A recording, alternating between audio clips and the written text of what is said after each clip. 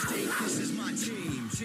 You know what that means. This is for the black and blue that I bleed. This is for the chance to bring home that ring. But everybody gonna doubt this. So far there ain't been another way around it. We bring heat to the game each week. They just say we ain't got what it takes. We ain't bout it. Well, y'all can just keep saying that we ain't gonna make it. But at the end of the day, this will be the Panthers nation. You know, this ain't a game to us major players at every angle that you can think of. That's why you hate us. Get out the way of greatness. You can look at our faces and see the blood, sweat, and tears that it took to create this. Yeah, I know what you're thinking, but you can save it. Cause even on the darkest of days, you know we're always gonna find a way to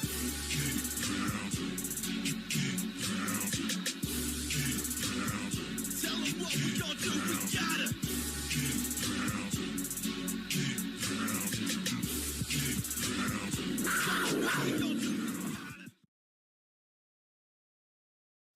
What's up, Keep Pounding crew? We're back today with yet another live stream. Hey. It is good to be here. I'll tell you that. Hit that like button, hit that sub button, hit that bell, select all, leave a comment down below if you feel like doing so. And don't forget to check out the Facebook group page for in-game posts, polls, opinions, and reactions to NFL news, as well as scheduling for the channel and news on the Yahoo Sports Fantasy Football League, which is wrapping up this week. Let's get into it. I got my boy Blitzball. I am joining up with him right now. We shall see. We shall see. What's hey, going good on, evening, man? Bro. It's going all right. How are you? Doing good. Right on. It's just another week, right? Yeah. And we are on the last game of the misery. Oh, the misery. Yeah. I see this as being heavily one-sided, especially considering the Bucs are going to be playing full force as they're still competing for that divisional title. Indeed. They got a small handful of folks questionable, including Tristan Wirfs and Baker Mayfield. But not really that big of an injury report. I have yet to see it, so. Yeah, it's Tristan Wirfs, Baker Mayfield, wide receiver Trey Palmer, cornerback Carlton Davis III, right now, and tight end Ko Kieft. All of them are questionable. Okay. I'm pulling it up on the Buccaneers website that there's a bunch of unspecifieds. There's unspecifieds? Yeah. Oh, okay. The whole list is unspecified. Interesting. Did they specify it on the Panthers website? Let me see. Nah. Just for our injuries. Yeah, just for our injuries. Yeah. I'm seeing that now. So, yeah. Well, it's unspecified on ours too. Oh, really? Oh, okay. Interesting. Yeah. I'm seeing 3 players at the top of the list that did not practice at all. Eddie Pinheiro is one of them. That's a major concern. Yeah. He was hopeful to be able to kick this week, but Hecker's yeah. on that list too? Yeah. For personal no. reasons. Oh, okay. For personal reasons. Yeah. I was about to say, if this dude doesn't go on Sunday, who are you going to have punt? I guess they would just have to go for it on every 4th down. Yeah, because that went well. Yeah. But,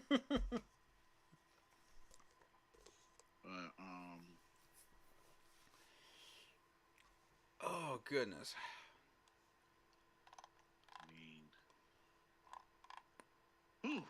I I think it just comes down to how bad is this whipping going to be? Really bad, a little bit bad, too bad. Sharks on the list now too with a foot injury. Oh God. Yeah, but he was a full participant today. Okay, good, good. Is there any word on Haynes? He was out, Concussion concussion. He still? he didn't. Yeah, he didn't practice. Oh boy, that's what I was afraid of. That looked like a really bad one. I don't know if he's gonna clear the protocol to play. I would Probably just go not. ahead and shut him down. Yeah, that'd probably be the best thing to do. To be honest with you. I mean, we've seen enough of Haynes this year. Let's see some more of another defensive end. Yeah. Let's take another look at one of those guys. Um, so I'm gonna pull up this roster. Let's see if we can figure out who we want to take a look at during this game. Hmm. You know, who have you not seen enough of that you want to see, that you want to keep an eye on and evaluate? I guess since we have him and probably barely even used him, I guess DJ Johnson. Yeah, yep, that's top of the list for me. Um,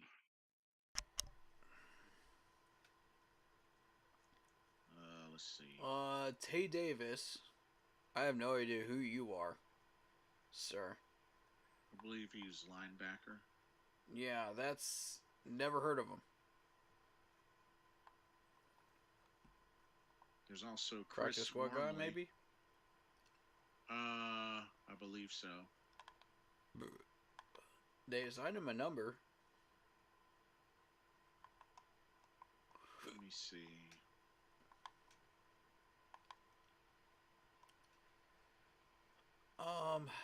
Deshaun Jameson, I want to look at a little bit further. He's a rookie Oh, corner. all right, cornerback. Yeah. Ricky Lee, I'd like to take another look at. Oh yeah, offensive tackle out of I didn't see North Carolina quite A&T. enough of him to really get a full scope on what he can and can't do. Which is fair. Like, he didn't really establish an identity with me. You know what I mean? Like, after about 2 games, you got a certain identity. You're either this type of player, or you're this type of player, or you're this type of player. You know? Yeah. Mm-hmm. And he didn't really establish any type of identity with me. Like, are you a run stopper? Are you a pass stopper? Pass blocker? Which one are you? You know? And I wasn't getting either one from this dude. And I'm like, now that can't be right. You got to be one or the other. Or you got to be balanced. I don't think he's played much of the season. Maybe outside of maybe 1 or 2 games, not including the preseason. Who was he at North Carolina A&T though? Like, nobody watches that team. Well, I mean, it's Literally in the nobody MEAC, watches that team. so it's black college in the MEAC. So I mean, Fair. Fair. yeah. Iku's another one. I want to take more of a look at him. Aaron Manning, never heard of him. I think Iku Leota was a special teamer, if I remember correctly. I believe so too. Super Trebo, welcome to the stream. He says, "Sup guys, how's it going in this nightmare season almost over?" It's going. We're surviving. Yeah, it's definitely Barely. going. We got a pulse. How are you doing, Super Trebo?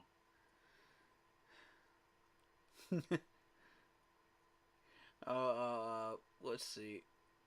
As always, I am still evaluating Taylor Moton and Icky. Neither one of them have made me very happy this year. And it's anybody's guess why they regress as much as they did this year. I don't like it. It's made me very angry. And it's put Bryce at risk. Yeah, I don't know what's up with Icky. I mean, he had a decent rookie year and then Like both just of these soft. guys had a great year last year. Yeah, What did Wilkes do that actually was correct? That Frank did beats not me. do, that Christopher is not doing right now, and that and that our offensive line coach is not Yeah, doing right now. yeah. What That's did the he do weird thing. correctly? That's the weird thing because we've had the same offensive line coach last season. So Exactly.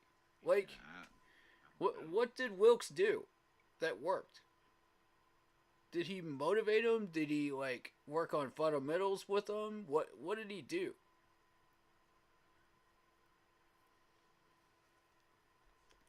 Hard to say. I suggest Hard we to go say. back and look at that stuff. Um, that might be the key to solving a few problems here. LeBrian Ray, I want to see more of. He's a defensive tackle. Right, that's true.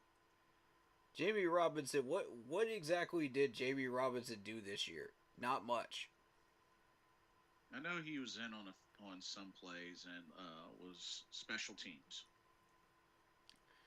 While we are discussing safeties, the closing speed of the safeties was disgustingly slow against the Jaguars. If you watched any part of that game, at any point, you'll notice that these safeties were just like very, very late getting to the ball carrier. Yeah, I can believe that. Yeah. And I mean, it's not just Etienne. It's not just the fact that these wide receivers are speedy. It's because these guys are just not getting there. It's been that way all year, and that game kind of highlighted that for me. And I said, whoa, whoa, whoa, whoa, whoa, wait, hold on now, because we've watched these guys make some plays this year, but is it enough? Do we need to revamp the safeties? To be honest with you, this might sound crazy. I think most of the folks checked out during that game. Oh, I'm not surprised. Because I mean, I did 26 not zip. see 100. I did not see 100% energy out of that game. I did not from anybody. Especially considering we hadn't been shut out since '02. Like that's a long time. It So was I the mean, second longest streak in the NFL. right. So I just Yeah, it just makes it really makes me wonder what the energy is going to be like this Sunday because I mean, last home everybody's game of the thinking season. about going to the Bahamas or Cuba or going on vacation with their wives. Look, man, we still got one full game left. I expect all these players to give 110%. Put in the effort. You're still being evaluated, Right. not just by us, but by the rest of the league in case they pick you up. They're going to watch these game tapes. Don't think they won't. Don't get lazy. You want a higher paycheck? Start earning it. The only thing that I could possibly think of is, maybe there's a slight chance the Bucks will won't take us seriously and will consider it an easy win, and then we somehow get it together. But I doubt that's going to happen. Oh, I got some The, comments. All right. yeah, What's go up, for it. Panthers Nation? Marcos Cash says Panthers signed a new kicker, Matthew Wright. Yeah, I think that was just for competitive, just to make sure. Eddie should be good to go on Sunday, but that's just to make sure that we're all right. We've Yep. been pretty good on kickers so far. As far as choices go. It was just the issue of us kicking it left. We finally got that solved. With Chris Tepper, so Mm-hmm. You know, but if you really look back at the choices at kicker, it's been excellent up until now. So whoever we decide to sign at kicker, you know, to go for one more game on Sunday, you know, I'm not gonna get mad at that. That's not a concern for me. Mm-hmm. That's Uh, fair. yeah. Little kid walked up to me at Jacksonville Ford and said Bryce Young is trash, can't make this stuff up. Come on, Sea Dog. You're gonna get that everywhere, bro. You're gonna get that everywhere.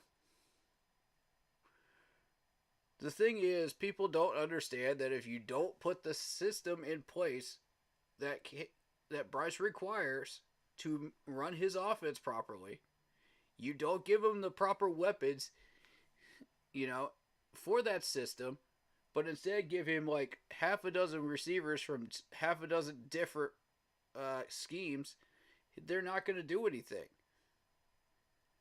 You know, with a terrible playbook.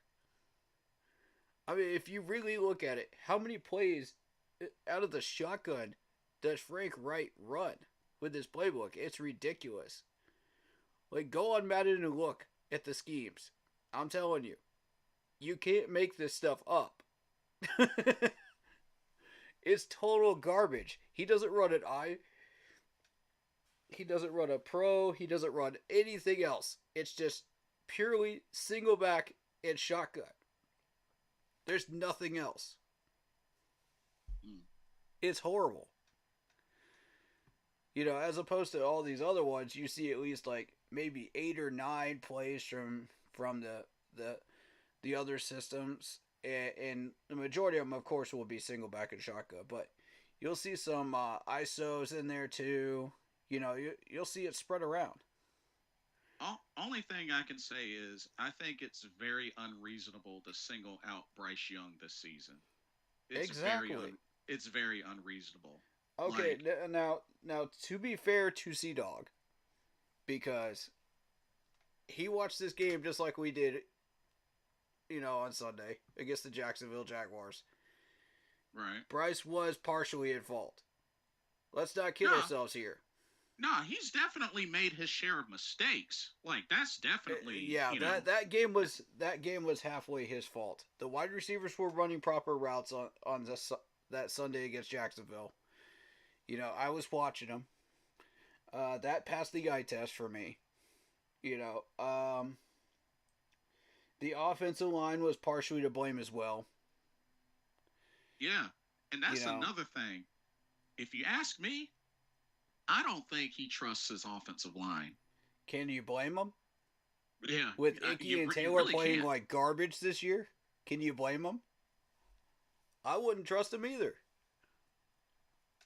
I'd And be I trying to get the understand ball out quicker.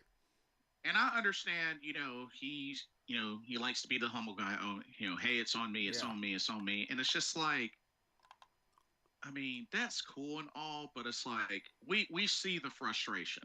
yeah, We see the yeah, frustration. There's no use in hiding it. We get it. yeah. It's just it's hard. It's already hard enough. He's made his share of mistakes.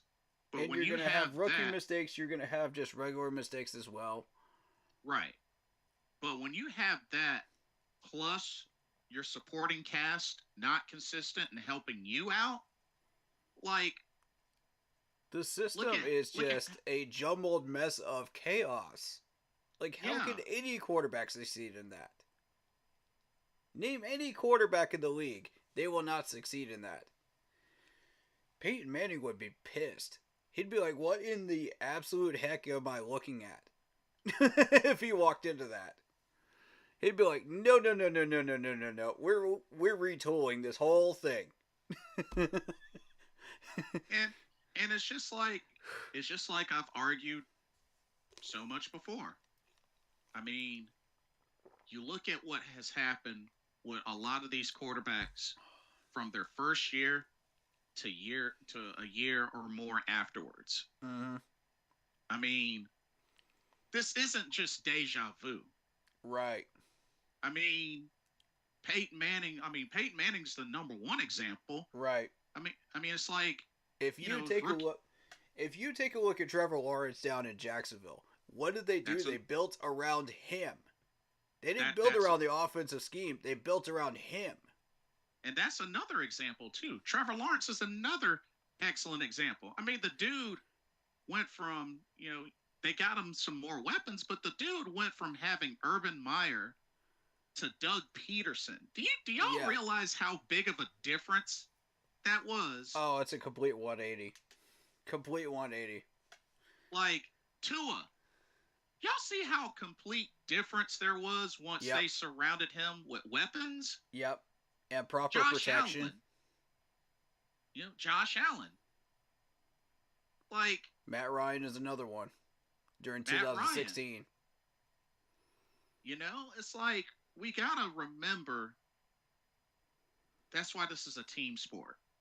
Yep. And Your offensive coordinator and your quarterback have to be on the same page. Otherwise, you're not getting anything done.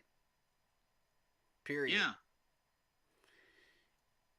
I mean, heck, People always say that you have to orient your quarterback around the offensive coordinator. Nope. Other way around, buddy. Other way around. You got to accommodate to your quarterback. If you don't accommodate to your quarterback, you're not getting anything done. If your offensive coordinator does not fit your quarterback's system and what he's trying to do, they're going to clash. I mean, heck, look at Brock Purdy. That's a 7th rounder. Yep. And look at what he has surrounding him. Yep. And that's a 7th rounder. Yep. 7th. Yep. Sam Howell. Look at what Sam Howell has done with Eric Bieniemy. Mm-hmm. That's what it takes. You got to be on the same page. You got to click with your coordinator. Otherwise, you're not getting anything done. And Frank's playbook was just so all over the place. It just looked like something out of a horror movie. Yeah. I mean, let's be real. That's exactly what it looked like. Something out of an 80s horror movie. It's like, come on, man. Exactly. Ugh. Every time you saw a place run out of that playbook, it was just like, ew, ew, ew. It's like, this is not getting us a first down. Ew. Punt. Ew. Yeah. Exactly. And even going back to Peyton Manning, look who was his coach after his rookie year. Tony Dungy. Well, I'm telling you. I mean, I'm just saying, like, you look at where a lot of these folks were their rookie year or on the up and coming, they struggled just like Bryce. But yet, what happened when they were surrounded with better weapons, with better coaching? I mean, come on, Doug Peterson, Tony Dungy. I mean, come on. It's obvious. Yeah. So, I mean, I would like to see what Bryce can do with a legit coach and true weapons and a system that caters to him. That's what I want to see. I think what you'll see is he'll be just a tier below the Patrick Mahomes and Lamar Jacksons, and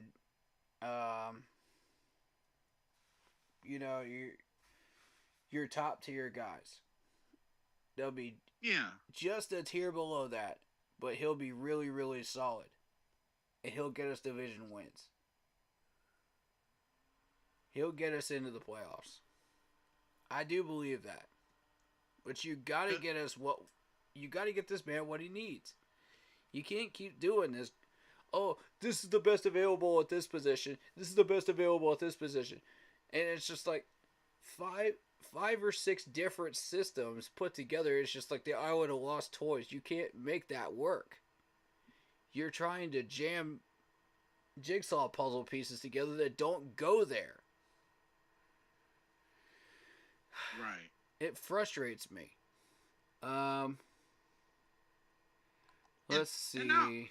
and not only that, I gotta point this out for a lot of the Bryce haters, which I get the frustration, but I Yeah, gotta also point this out. We gotta look at what this man has dealt with. I mean, aside from him making his share of mistakes and how the performances have been, we have to also keep in mind number one, in his rookie year, he's had two different coaches, two different play callers, has had the switch up the offensive lineup so many times this year. You know, the yeah, weapons having their drop offs and like drop passes and whatnot, especially DJ Chark. I mean, let's keep it real. DJ Chark hasn't been what we hoped for, unfortunately. yeah. He's You gonna be know, it gone. Hayden Hurst unfortunately hasn't been what we hoped for. And like I said, just there's so much. Not to mention, look at the owner we have. Like, Don't even y'all get do me started understand on there's a that. lot of chaos going on. There's a lot of chaos. Like, how Yeah, can we really expect somebody to thrive in so much chaos? like Just any think about it. quarterback that you pick at pick one, round one. Name a Right. quarterback. Literally name a quarterback. None of them would succeed in that. And as like I said, I'm not trying to justify Bryce's mistakes, but how can you expect anybody to thrive under all that chaos? Nobody Like, could. seriously. Nobody could. And I do feel like Trevor Lawrence was one of those quarterbacks that would be worth trading up for that number one spot for, because I believe that Trevor would still outplay Bryce. And I'm sure we all saw Trevor's words about Bryce. That was really nice of him. And it meant a lot to me. I loved it. Showing that encouragement and that love right now, just stay the course. You know, it's going to get better. I'm like, Yeah. much love, Trevor. That's the kind And of not, guy he is. That's his character. and not only that, a lot of these players are saying the same thing about Bryce. I mean, from Cam Yeah. to former players like Pat McAfee and just so many others are saying the same thing. Like And Bryce that's is getting Bryce is getting annihilated out there, and he doesn't have the help. He's right. pretty much in a position Right. to fail and not succeed. Much love to all of you that I mean, offered kind words to Bryce. I love they all of can't you for that. they can't That's all be awesome. crazy, right? Right. And I love all of them for their kind words. Thank you. Because that we really need this right now. We need that encouragement right now. We need that extra push, for to because he was so frustrated. He threw that tablet on the ground and he immediately got in his linemen's faces, and it's just, I feel for the guy, man. I don't blame you for being frustrated. We are too. Right. And like when your offensive line doesn't do their job, you gotta hold them accountable and let them know. Peyton Manning had to do the same thing. So did Yeah. Tom Brady. So, you could physically see them on the sideline just chewing these guys out. Like, Yep. be better. I don't want to be on my butt again. So, I don't blame him for getting frustrated. But he needs that encouragement right now more than ever. Right. So, Sea Dog says that little kid was right. That little kid was probably almost as big as Bryce. Oh, God, here we go with the size issue. Bryce's dumpster juice. They might get more fans at their games than the Panthers. Wilkes didn't do anything with the O-line. Wilkes is helping the 49ers D go to trash. Oh, you're okay. I'm not even going to say that word. Jeremy Chin will be traded. All right. Let's stop right there. I'm going to address Wilkes. All right. First of all, where is that defense for the 49ers right now? Where are they ranked? You know what? Let's find out. Where are they ranked? According to Broski. According to NFL.com, 7th. Exactly, broski. Stop it. That's cap and you know it. Oh, I'm obsessed with Wilkes. Okay, alright. I like Wilkes, and I thought he was the right choice for this team. Everybody did in hindsight. In hindsight's 2020. But we need to, as a franchise, stop living in hindsight. That's our problem. Why is that? Why is that even an issue? They're 12-4, and they're the number 1 seed in the NFC. Why is that even a discussion? Because we were talking about Wilkes, asking what he did with these offensive linemen that helped them out. I was about to say. Oh, okay. I was about to say. My Wilkes apologies. is brought up because of that. Gotcha. Okay. My apologies. Continue. My whole thing is, though, yes, Wilkes was the future for the Carolina Panthers. Whether you guys want to admit it or not, hindsight is 2020, and we got to stop living in hindsight as a franchise. We got to start doing better and be more proactive in our choices. Mm-hmm. That's what's leading us down this rabbit hole that we still can't get out of. And you know who the leading role guy is in all of this that is leading us down this rabbit hole? It's obvious, folks. It's David Tepper. Mr. Tepper. He's leading us into Wonderland, and we just can't seem to get out of it. We're in Willy Wonkaville, and we can't get out of it because of this man right here. Do I really need to put this clown Mr. Tepper's picture back up on my screen again? Oh yeah, I do remember. Yeah, do I really need to do that? I mean, come on. God, 300K. Give me a freaking break. I swear, don't let me get started because we will be here for an hour. Yeah, I mean, the dude didn't apologize. Let's keep it real. No, that's not an apology. That was trash. Like, do y'all on Blitzball's stream want me to go through it? Because I went through it on my stream. Do you want me to touch on that real quick and then we'll move on? Before you do, let me first just say that I've said it once before, I'll say it again. I feel like, we're cursed until Tepper's gone.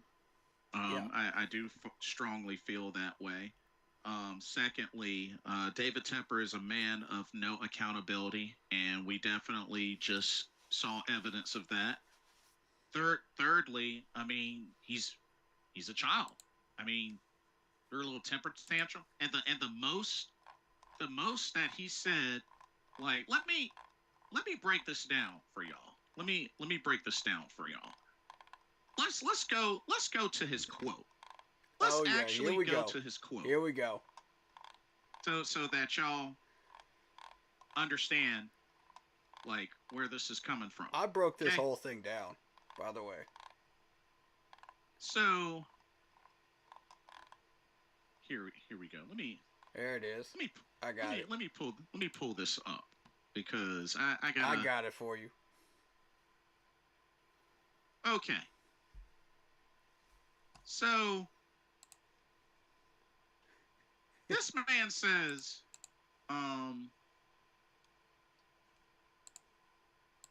Ah, dang. Where's? Hey, message it. Message it to me. I Hold on, could have sworn I had it up. Sure, But sure. Everybody on my channel's pretty much seen it. I feel like. because I know that apparently there's a petition up. Oh yeah, there's two. Big Cat has one up too. Yes. Yes. There it is. Okay. So let me read this out. Feel free to start and stop anytime you want to give your reactions. Yeah, yeah. So this was his statement. And I quote, this is Mr. Tepper, Mr. David Tepper, owner of the Carolina Panthers, says, I am deeply passionate about this team and regret my behavior on Sunday. I should have let NFL stadium security handle any issues that arose.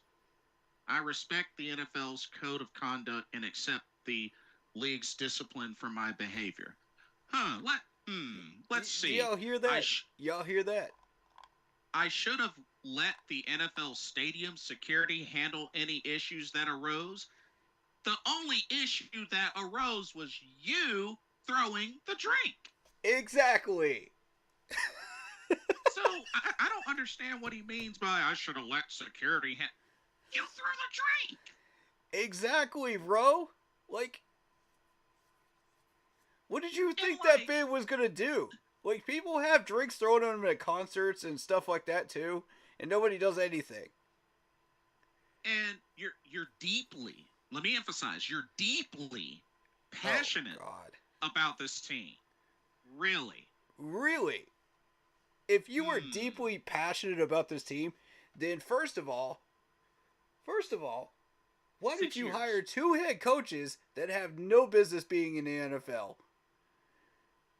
Number two, why did you take training camp out of Wofford, South Carolina, screwing over South Carolina? Mm-hmm. Number three, why did you not change out the turf, which is still injuring our players? You had to have the NFLPA do that for you and force you to do that. And fourth, why are you still screwing over the county of York? Like, really?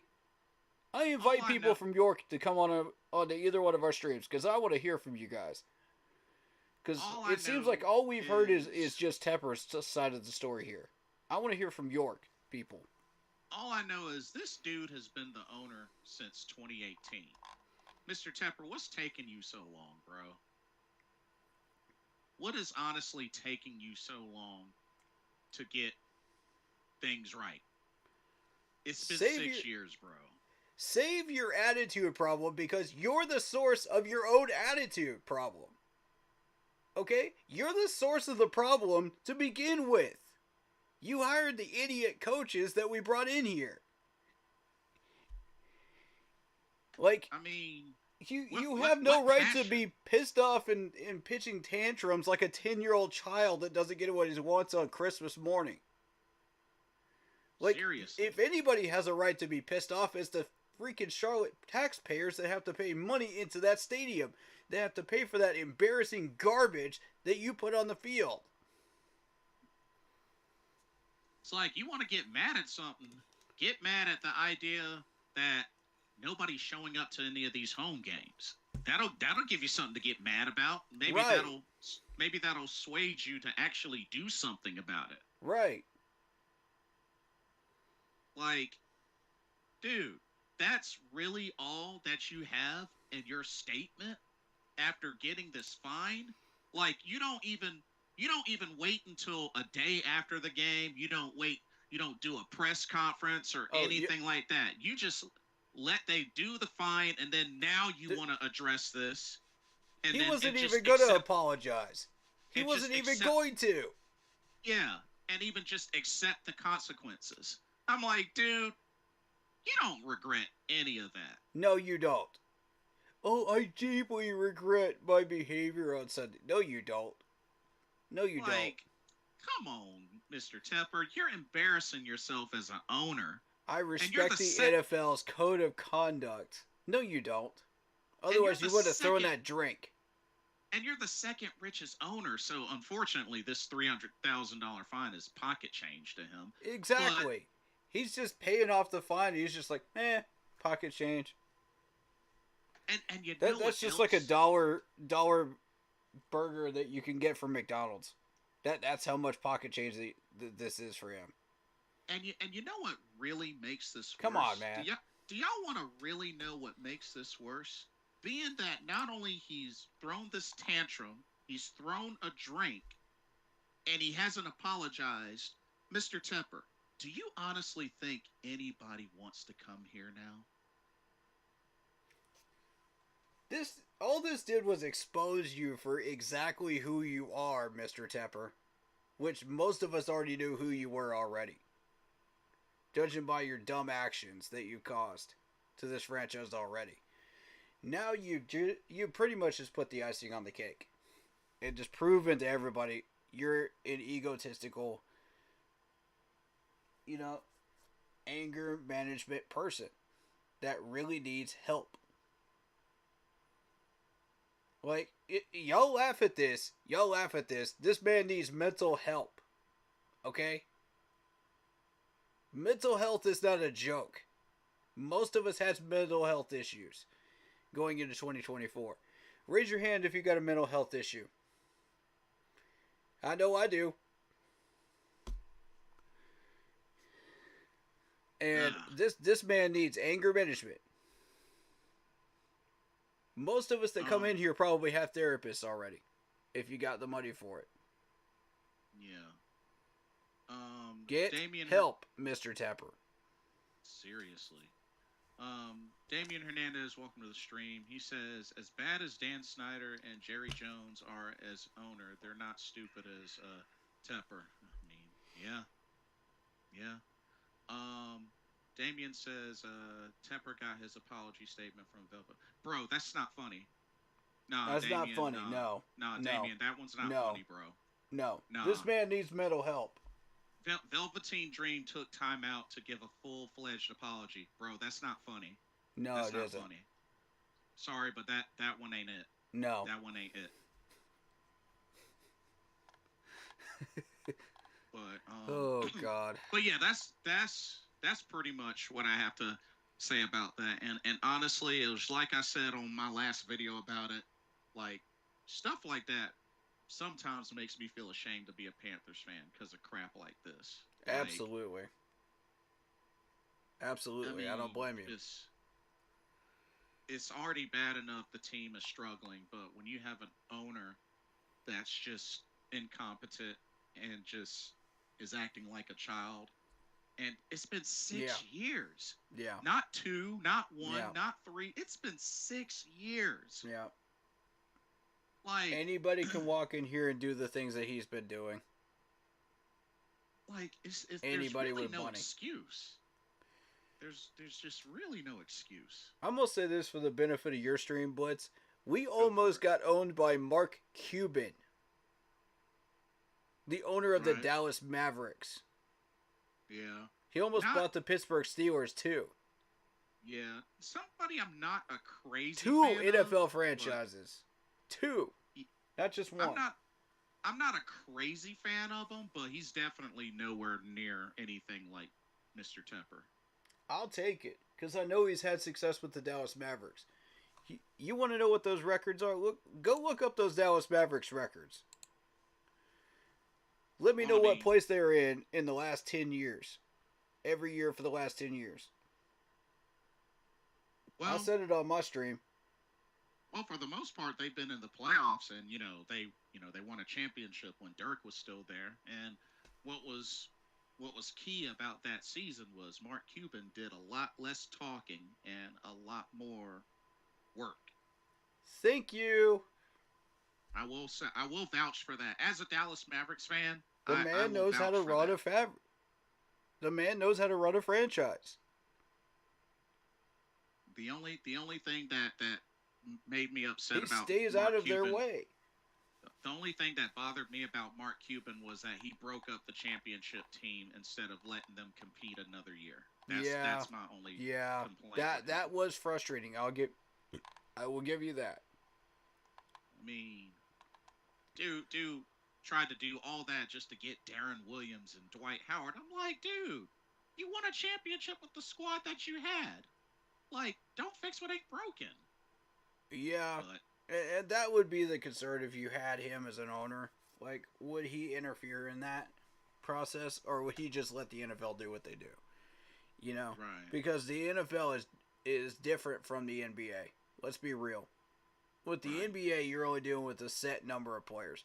With the NFL, you're dealing with a lot more. A lot more.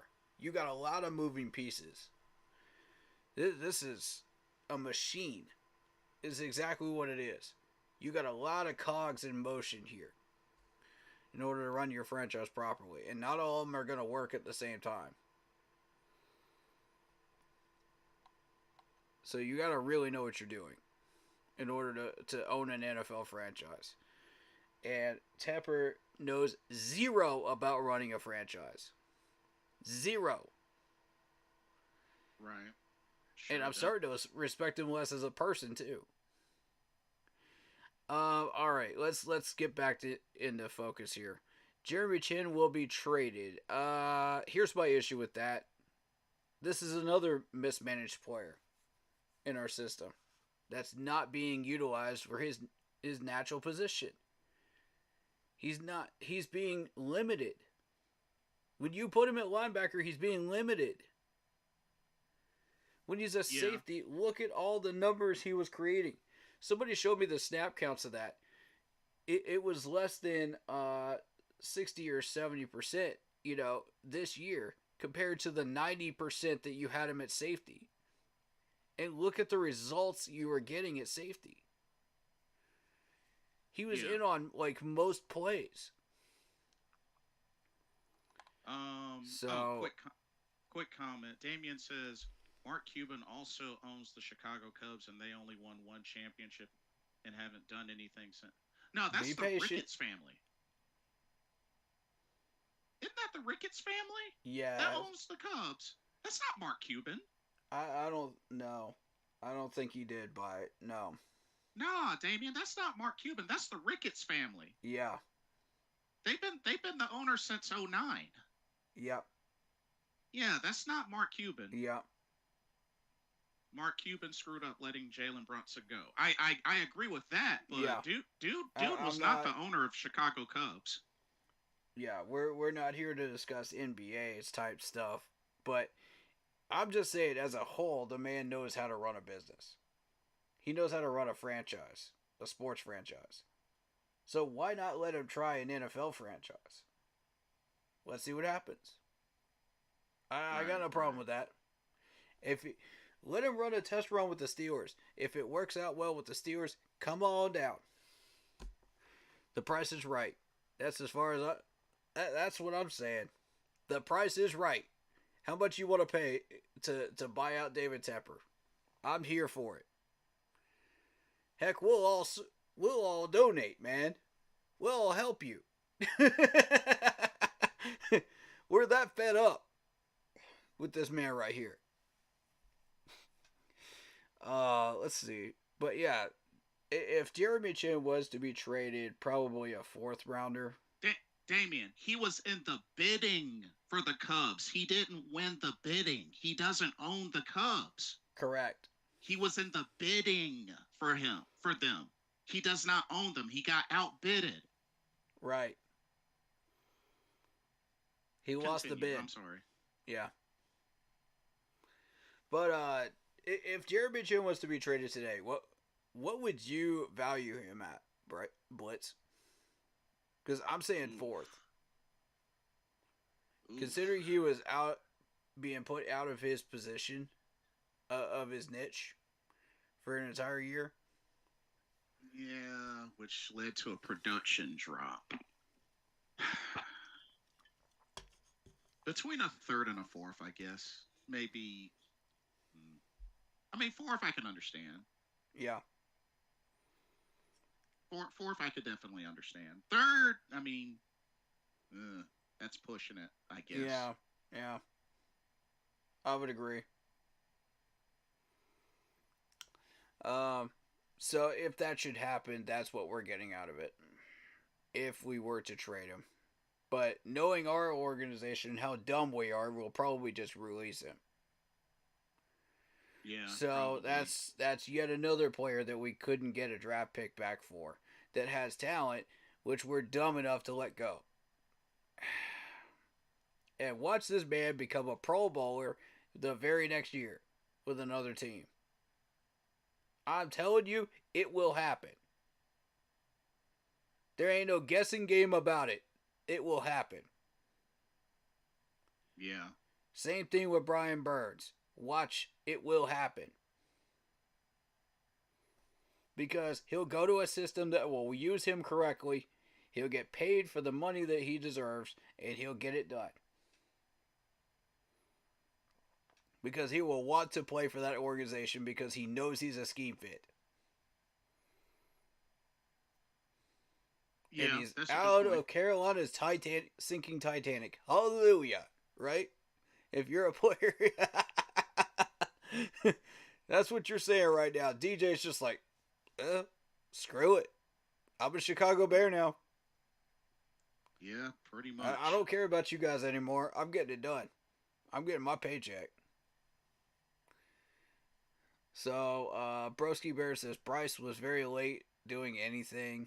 Keep talking about the defense when Bryce uh, is messing the team up. Nice deflection. You're a Bryce fan too. Man, stop it, Broski. Stop it. Uh, really? Are we really doing this today? We got literally 2 more streams until the end of this season, and you really gonna come in here with this garbage? Damien, That's it's all not a good. deflection, bro. That's not a deflection. Stop it.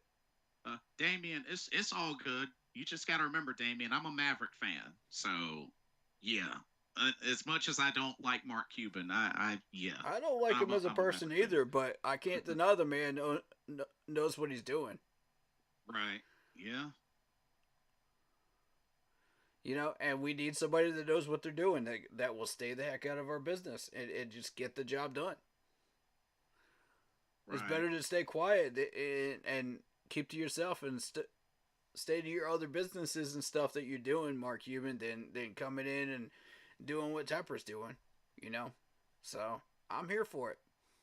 If he wants to own this Panthers team, I'm here for it. I'd rather have P Diddy own it because I know he runs this franchise too. He would care about what we're doing. But as far as somebody that understands how to stay out of the way, Hmm. that's Mark Cuban. 100%. He ain't gonna interfere at all. Uh, Xavier Woods has been solid in the defensive backfield. Uh, well, that's debatable. That's Hmm. debatable.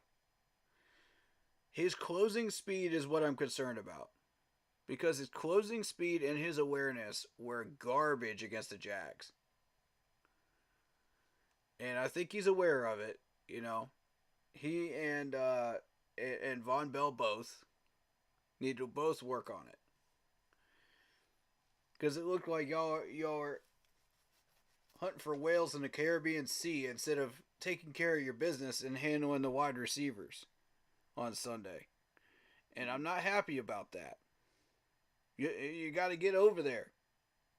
Get the job done. Like stop daydreaming and work.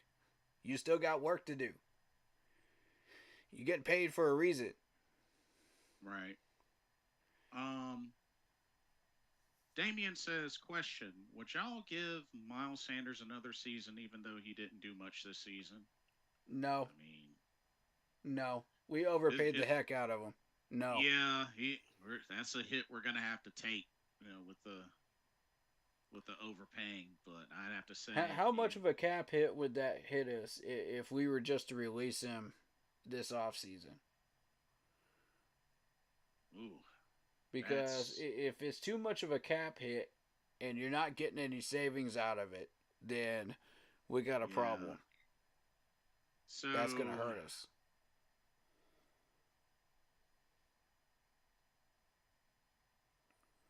let's see, dead cap. Ooh, like for 2023, What's the damage? it's 2,555,000. If it was in Uh, 2024, it's 7,695,000. ooh. So Ouch. yeah, Ouch. that's a pretty decent sized cap hit. Yeah. Mm. We may just have to sit on him another year, but that doesn't mean we have to use him. He could be a power back.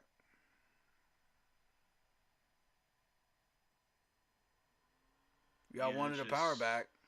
We could use him for that. That's about it. I, Otherwise, he's a dead weight.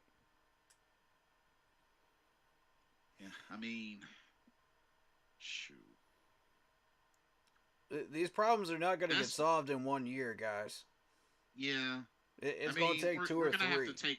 We're gonna end up having to take some hits, and honestly, when it comes to getting, I guess, whatever players, or even coaches or whatnot that we may want, some we're probably gonna have to overpay, especially with an incentive of trying to even get them to come over here. You know, Yeah, yeah.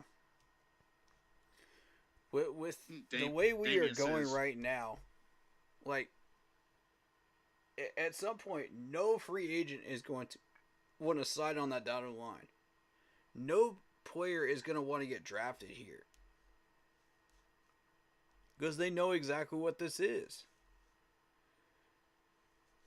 You know, and it's sad. It really, really is. Uh, Marcos Cash says 110%. How can you give more than 100%? Okay, well, that comes from the phrase from Clemson of give 110% or get your filthy hands off my rock. You know, Frank Howard.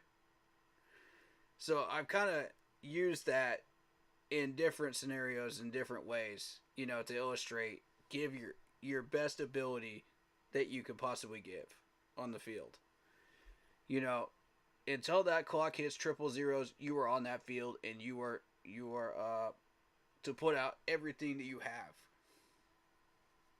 And then some if you can do it. You know, be extra.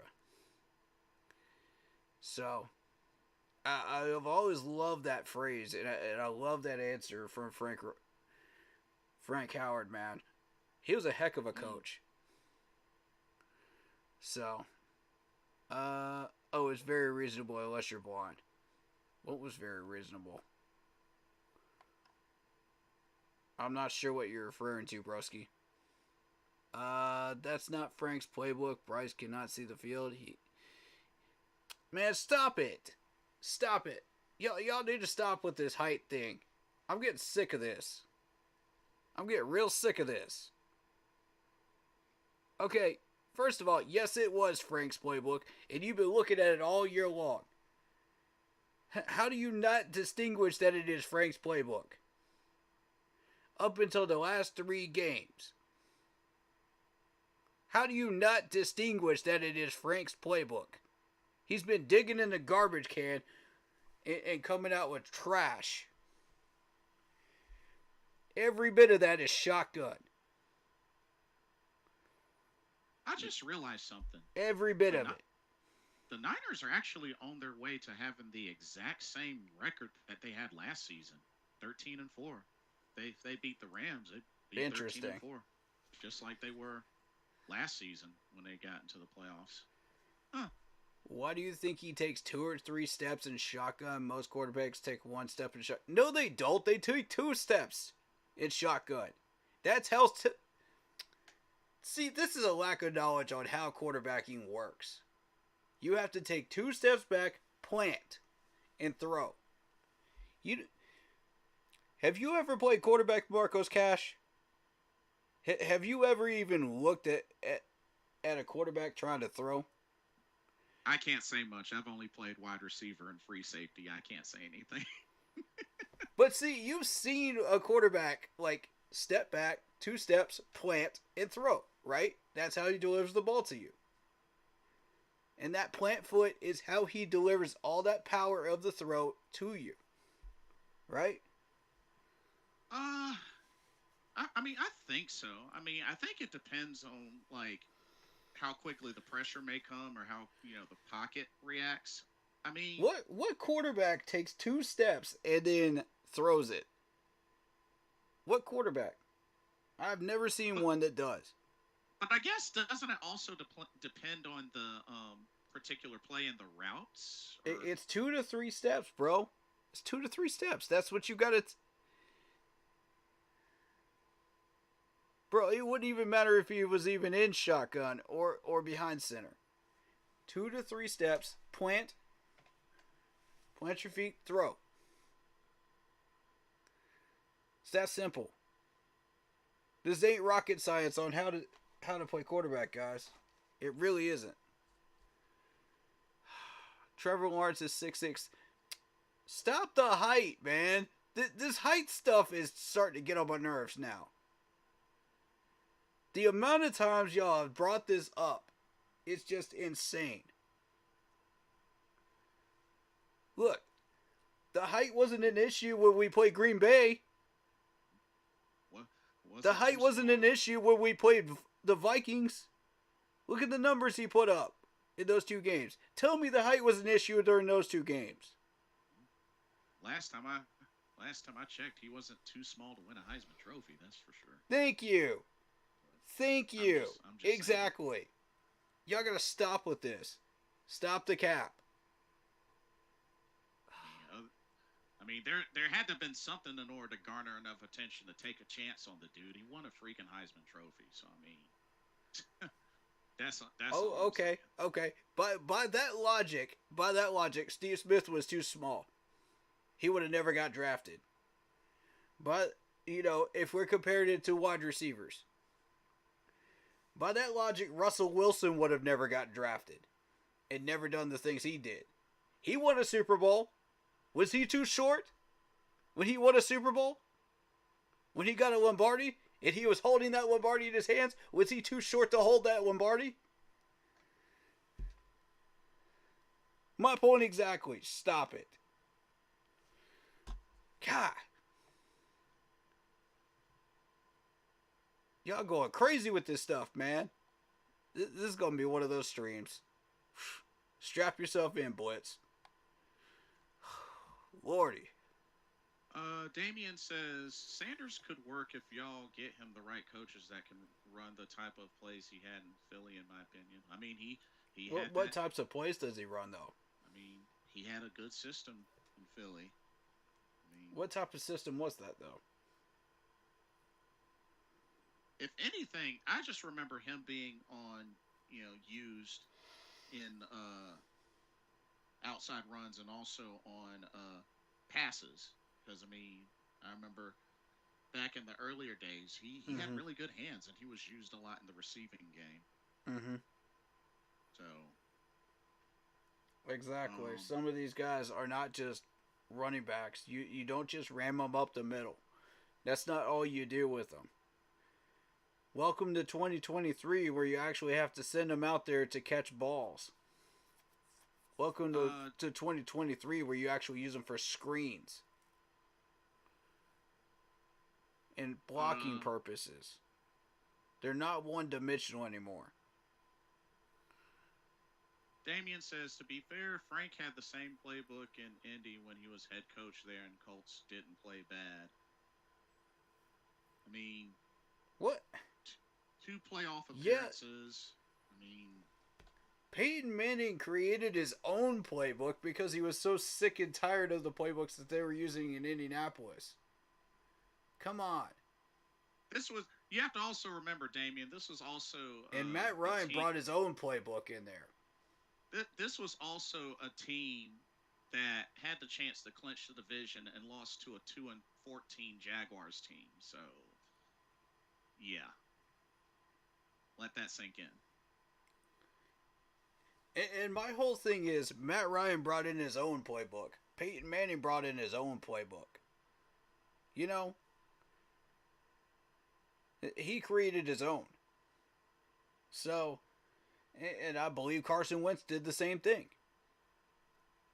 If I'm not mistaken, he brought in his own playbook. So, the plays that were successful during that time period were those quarterbacks' own playbooks that they brought over from another city or created themselves. So tell me again how Frank Wright's playbook worked. It didn't. Next. Oh gosh.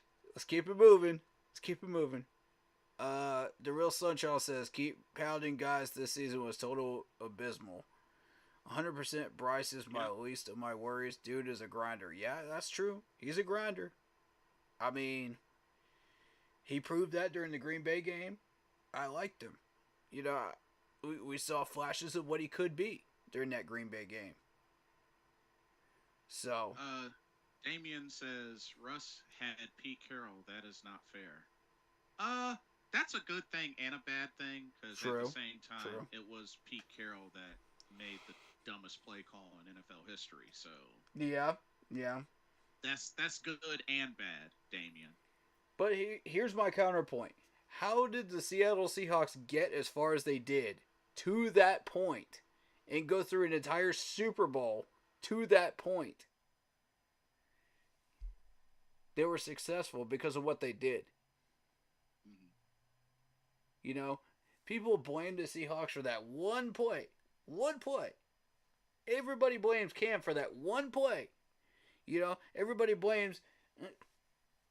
You name a second place team that has not won the Super Bowl. It's only been one play, right? Come on. So you got to look at what they did to get there. It hasn't been easy. It's a grind. And the fact that they've been that successful that many times to get to that point says that they have a successful offense. They're running their offense well. It's a well-oiled machine. Otherwise, there's no way they get there. So, Broski says, except Bryce is a hobbit and has a weak... Hey, I'm done. The Hobbit movie was good. I don't know what he's talking about. The Hobbit movie was good. I enjoyed the Hobbit movie. I don't know what the heck Broski Bear's talking Don't about. do that to my Lord of the Rings, man. Don't do that. Shoot. Don't do that. Don't do that. That's insulting, bro. You know I'm a huge Lord of the Rings fan, guys. Come on now. Oh, Lordy. Y'all going in today, ain't you?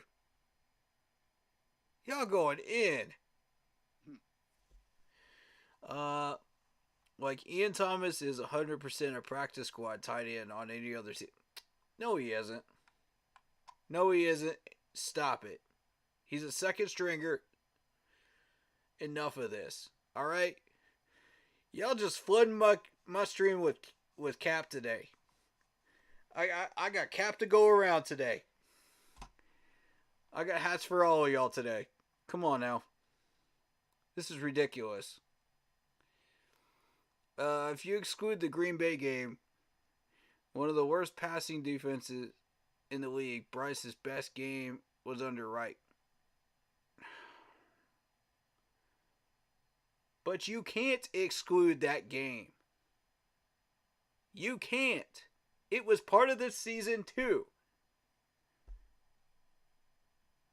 There's the problem there. Oh, God. And what else did Bryce do under the rest of those games? Under Frank Wright? Oh, yeah, that's right. He failed. Because he didn't have the weapons. He didn't have the protection. Part of that was rookie mistakes and him being dumb when he did have protection. But go cry me a river on how Bryce Young is too small. How big are you? What's your size, Marcos? What's your size? Damian says Colts had Carson Wentz and Phillip Rivers quarterback and made playoffs under Frank Reich. Just saying.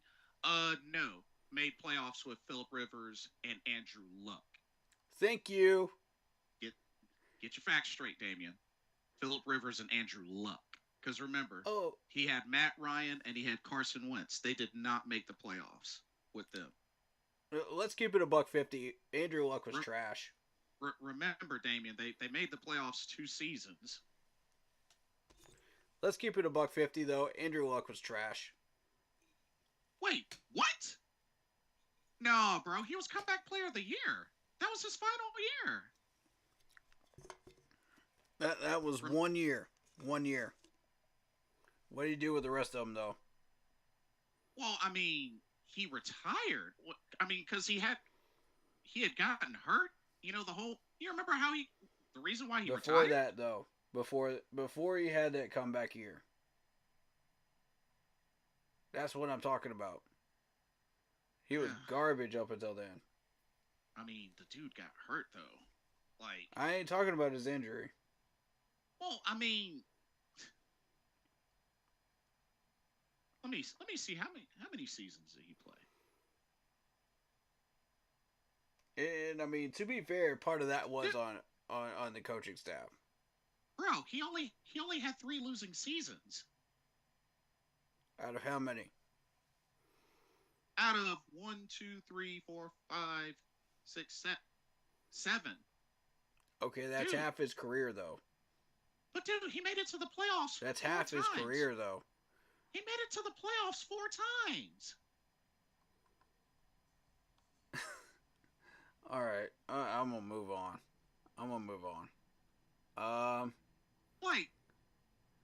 But not to mention 4,000-yard passing seasons. Nah, once Andrew Luck got hurt, it was hard for him to really make a comeback. I mean, surprisingly, he did. But Andrew Luck, aside from 2015 and then 2017 when he was hurt, the dude was actually pretty dang on good. Right, I might walk that one back. I might. Yeah, like 4-time Pro Bowler. I might. Comeback player of the year. Andrew Luck was legit. I'll do a little more research on that. Yeah. I'll be back on that one. I'll be back. Yeah, no worries. Yeah. But yeah, you can't exclude the Green Bay game and act like that wasn't part of our season, bro. You can't, Marcos. Come on now. You know better than this. 15 different offensive line changes. Thank you, DeReal Sunchild. Thank you. Exactly. When have we fixed this offensive line in the past decade? When? At what point? The only time I really felt like we had a legitimate offensive line was last year under Wilkes. Like something was working, and I don't know what it was. But we had some chemistry between these 5. And I said, leave them alone. Don't touch them. Leave them alone. You know, let them go through the rest of the year. I want to see what these guys are capable of. And they played consistent ball, blocking-wise, throughout the rest of the year. And I said, okay, let's go into 2023 and see if we get that same chemistry again. Under Frank, nope. Because nobody wanted to play for that man. Right. So, we're add on injuries, add on a garbage system. Damien says, well, at least he didn't say Bryce is like baby Yoda. And oh my God, don't give him ideas. Don't give him ideas, Damien. They've already got enough, bro. Whoa, wait. Andrew Luck was trash. WTH. Damien also says Andrew Luck didn't have an O-line or good weapons. Bro, he had Frank Gore, T.Y. Hilton, and Reggie Wayne. Reggie Okay, that's Wayne fair. is a finalist for That's Hall fair. of Fame, bro. That's Damien, fair. what are you talking about? He did have weapons. What? Andrew Luck was there when Reggie Wayne was still playing, bro. And they had T.Y. Hilton. Yeah, he had weapons. Frank Gore? Come on, dude. Come on, dude. Frank Gore actually broke the San Francisco rushing record. Yeah, exactly. So you can't say the man didn't have weapons. Come on now. I mean, shoot, his rookie year, they went to the playoffs on 11-5.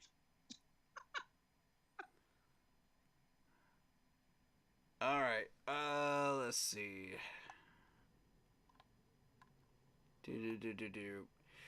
Bryce has been the worst rookie quarterback since 2011. Blaine Gabbert. Don't ever say that name. That name is a curse on Jaguars fans everywhere. Let's keep it $150 on that one. Any Jaguars fans will agree with that right now. He was horrendously bad. But still not worse than a certain Notre Dame quarterback that we had through here. That was worse. Damien says, okay, but that O-line was trash, though. That O-line improved along the way with Andrew Luck. I don't know what the heck you're talking about. It was rough at first, but it got better in Luck's later careers. I don't know what the heck you're talking about. Bryce got 3 really good football men fired in right. McCown and Staley, and guess what? He still sucks. Whoa. Damien, if his O-line was trash, then how come each year since Andrew Luck played, how come his sack numbers were lower? How come his sack numbers kept getting lower? You got a point there. Heck, 2014, he was only sacked 27 times. So, Broski, you mean to tell me Josh McCown was a good football man? You mean to tell me Frank Wright was a good football man? Staley was a good football... Okay, I'll give you Deuce Staley. I did not agree with that one. But the other two? Come on, man. I thought he was being sarcastic, but No, Broski's being completely serious. He's been serious the whole doggone time. Like, in case... There's been several comments made by him in my chat today. This is just one of many. Wait, isn't he the Bears fan? Yes. Well, they're not doing anything. Oh, yeah. Let's talk trash about Bryce, yet Justin Fields is still a bust. Okay? Justin Fields is still a bust. Let's keep it $150, man. You can come in here and say all you want about Bryce, but do you see me going into a Bears chat and talking about Justin Fields? No, I don't. Because I've got more class than that, sir. I've got more respect than that. Yet you come in here and you start talking trash about my quarterback, I'm going to talk trash about yours. Dang. Bring that same energy in here. Bring that energy in here. I'm going to bring it right back at you. I'm telling you, man. Hey, all I'm saying is they're sitting at home just like we are. So Exactly. I mean, there's exactly. There's only Where's your so playoff much, spot, Chicago? there's only but so much they can say, and I get it. Don't get me wrong, I get it, but there's only but so much one can say when Yeah. You go come in here and say that Josh McCown and Frank Wright were good football men. Okay, there's a difference between good coaches and football men. Okay? As you put it. Football men are just regular coaches that are just around the league. Football coaches are like Steve Wilkes. Okay? There's a massive difference. That's a ball coach. So the wording here is very interesting that you used to describe these gentlemen. And I will say gentlemen because I have respect for them. Second most sacked. Look at what Baker Mayfield is doing. Oh, you had to bring up Baker Mayfield, didn't you? Oh, he's currently the second most sacked quarterback in this season. Nah, Darrell Sunchild just said second most sacked. I'm not sure if he's talking about Bryce or what he's talking about there. Well, he's been sacked 37 times this season. I think he's talking about Bryce. Oh, is he talking about Bryce? Might be. Well, yeah. I could see that. Because our offensive line looked like trash. I mean, Bryce has been sacked 59 times right now so far. I mean, God. How is this man still standing? That's what I want to know. And this is my main concern. One big hit. That's all it takes. And he almost got a concussion, bro. That's what scares me. I saw him go down with that helmet to helmet. I was like, oh, God, no. I was like, you did not just put my new shiny new quarterback into a concussion protocol.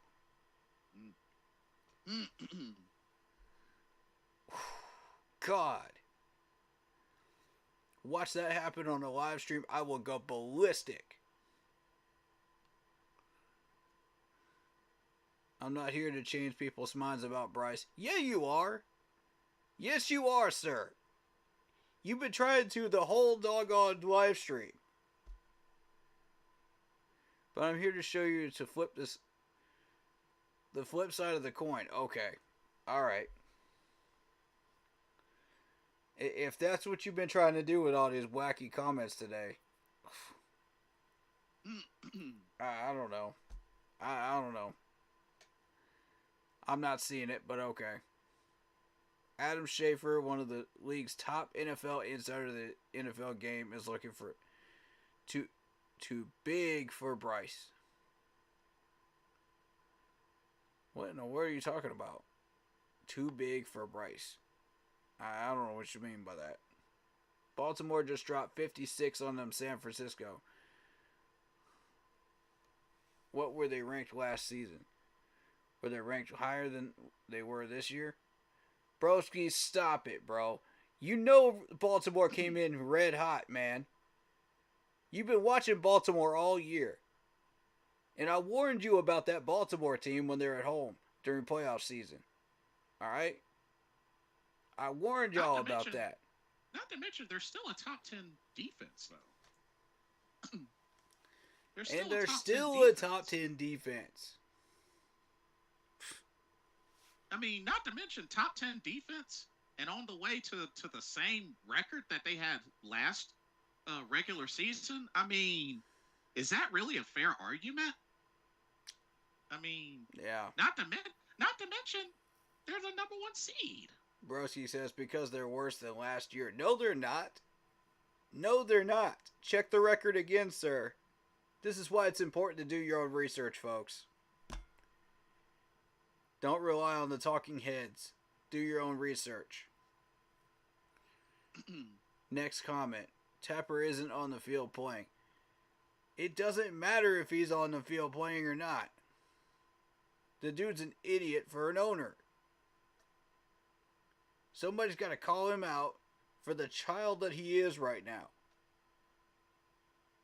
Not to mention, they were in the wild card last year. They're about to have a first round bye this year.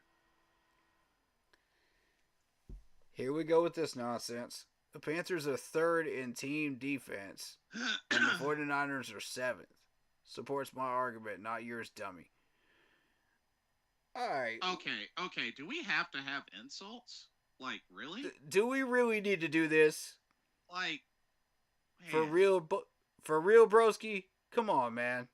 Like, we don't need to do all that. I mean, nah, stop it. Stop it. At least try to debate in good faith, bro. Like, come on now. That's just childish. When you got to resort to insulting somebody else's opinion because you don't agree with it. That's not, no. That's childish. Yep. You being as childish as David Tepper is when he threw that drink on somebody. I mean, if you don't agree, that's fine. But dude, do you really have to go to insults like that? For real. Come on now. 49ers were third in Team D last season. Panthers D got much better after Wilkes left, and 49ers D got worse with Wilkes there. Facts. No, they didn't. That's not facts at all. That's not facts at all, sir. Not at all. If you look at our defense last year, it was nasty, dude. That doesn't pass the eye test. At all. Where are you getting your info from, broski? Where are you getting this stuff from? Like, what's the deal? For real. Like, you came in like a hurricane tonight. I don't... this dude's coming in hot. With some hot garbage. Damien says Owen Fields doesn't have an O-line still. That is a fair point. That's a fair point. I don't know. In regards to Damien, I don't know, bro. You weren't saying anything about the O-line when y'all played us and beat us with Justin. Oh yeah, y'all didn't have Justin Fields. Y'all did a third stringer. So I don't know. Y'all did. He didn't get sacked one time today. I don't remember hearing you say anything about O-line then. Yeah, exactly. The deal? What's the deal, Damien? No, I'm just messing with you. I don't know. That's all I got in response to that. Let's see. But who did he throw the drink on? There is no one there. There's a Jacksonville fan there, bro. Did you even watch the video? Yeah, there was a fan at the end. You saw a fan like climb up the box to try to look because. Did you even watch the video, bro? For real? Yeah. Yeah, it definitely hit somebody. Otherwise, there wouldn't have been a fan to like climb up and look. If you look at the last part of the video, right after the drink toss, it was like dead right after the drink toss. Oh my god, man, this is some goofiness tonight. I'm glad it's in my chat, not yours. I can handle it though. I know how to handle this stuff. You really think Tepper got fined $300K? Yeah, he did get fined $300K. That's what was announced. Yes. How much do he have to slide to Goodell under the table?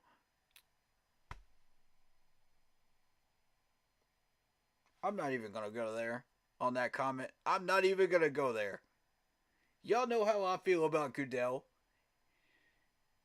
Y'all know how I feel about Robert Kraft having dinner with Roger Goodell. Okay? I'm not even going... No. I'm not even going to go down that rabbit hole. You already know the facts, alright? Y'all can just stop with that. Everybody knows Goodell's dirty. Everybody knows that Robert Kraft is dirty. Everybody knows that Tepper is an idiot. Okay, so And everybody knows the league hates the Panthers. That's a fact. All of those are facts. Damien says 2 words: DJ Moore. LOL. Oh yeah. DJ Moore and his 5 catches, 58 yards, and no touchdowns. DJ is going to be DJ no matter what the heck happens. Okay, he's going to be DJ. DJ's just going to be JJ. It's just who he is. I mean, Damien, I don't know why you're exactly bragging about that in regards to that game when y'all only had the 1 touchdown, which was a rushing touchdown, and I mean, your quarterback only had 162 yards passing. So I mean, like, man, here we go with this BS. If this was any other game, then maybe. Oh God, Marcos, come on, man. But wrong game, Damien. Wrong game.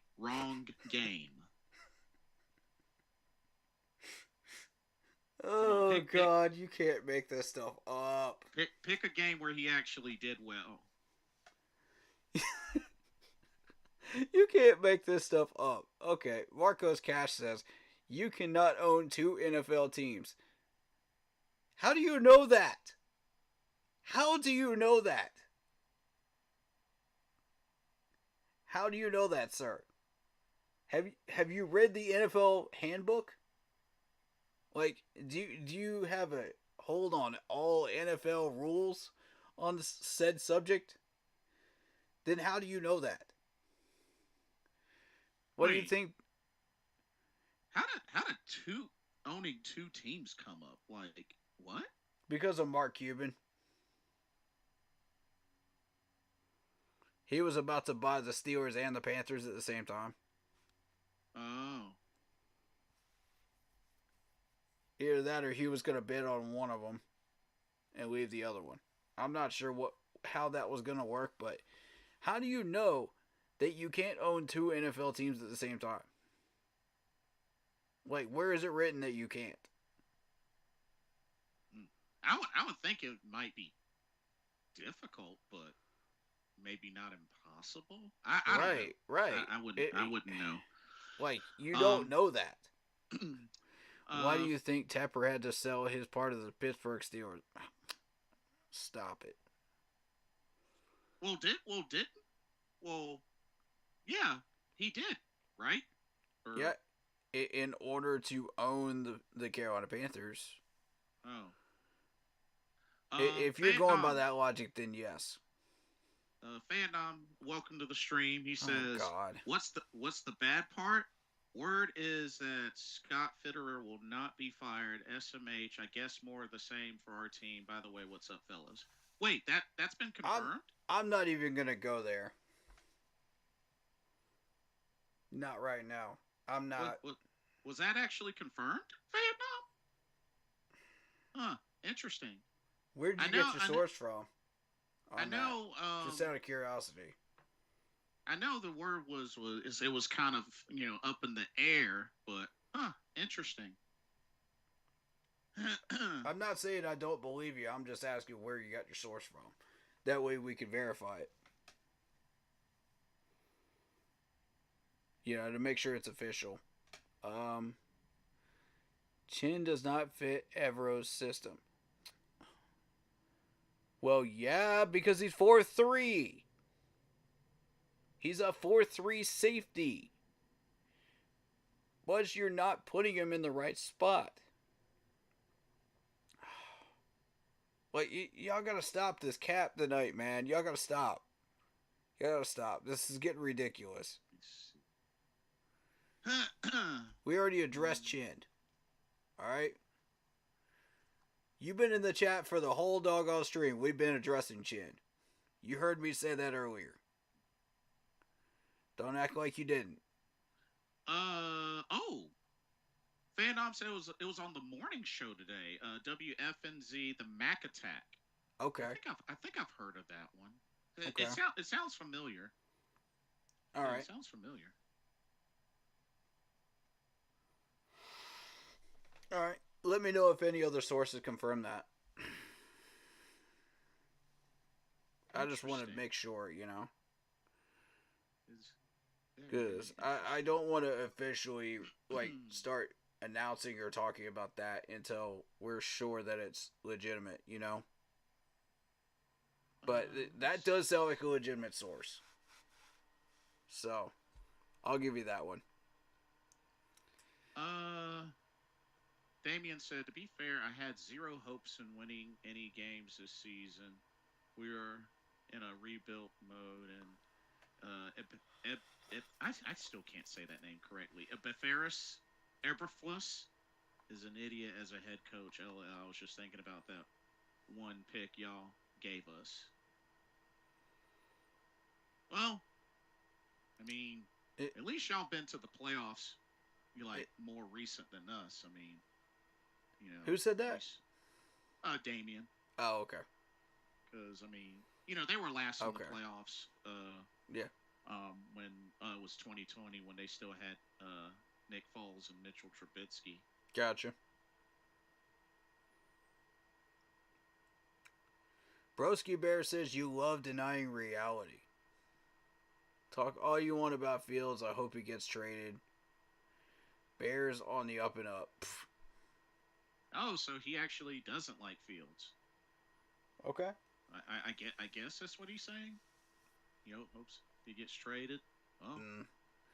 An undrafted free agent rookie from a Division II school looked like the same player as Bryce when they played Chicago. Tyson Baggett is better than Bryce Young. Okay. Stop it. Hold up. Stop it. Stop it. Are we really bragging about... Hold up. You're really going to brag about somebody that was 20 of 33, 162 yards, no touchdowns? Oh, you're really going to brag about that? Come on, dude. Y'all out here with this cap stuff today, man. I'm telling you. He didn't even have more yardage in that game than Bryce. This is wild now. We're going into wild territory. He didn't even have a higher QBR than Bryce Young. Dude, are we really arguing about who did better that game between those two quarterbacks? Come on now. And you're talking about I love denying reality. Up here bragging about Tyson Bagent. Yeah, and I'm denying reality. You're the one talking about a third-rate Division II quarterback being better than a Heisman Trophy winner. You tell me who's denying reality right now. Like what? He didn't even have a touchdown. Get the heck out of here with that, man. Like, wow. Get out of here with that. Nah, you think I'm gonna let you get away with that up in here, man? Nah. God. Lark Poppy's finally here. Thank God. Alright. We got a mod in chat. Thank God. Alright. I need to hire another mod. I need to get another mod to join Lark Poppy. Oh, man. This is getting wild, bro.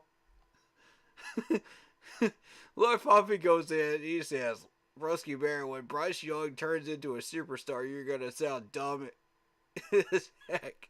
He won't be up in here anymore. So, sign orders to you, sir. Get him, Lark. Get him. Broski Bear says, listen to this, buddy. Justin Fields rookie stats. 73.2 with 1,870 yards, 7 touchdowns, and 10 interceptions in 12 games. Lol. Get him with the facts. Hit him with the facts, Lark. Uh-oh. I don't know if Broski Bear is going to hear this, but he's got another Bears fan. Uh-oh. Check this out. Damien says, whoever said he hopes Fields gets traded, I want them to look at themselves in the mirror and slap themselves. Do you know Bears can't develop quarterbacks right? So what bright future are the Bears going to have? Oh! That was from Burnt Damian Broski crispy. Bear, who's another Bears Burnt fan. crispy. Oh man. Burnt crispy. Oh Get him. man. Ding, Broski Bear, ding. I don't know if you caught that, but what do you have to say to that? To Oh, a snap. fellow Bears fan. To a fellow Bears fan. Dang, we got friendly fire up in here. We got friendly fire up in here. Wow. I'm embracing the chaos right now. That's what I'm doing. I'm just embracing the chaos. Let's go. We're here now. Oh, man. We're straight up here now.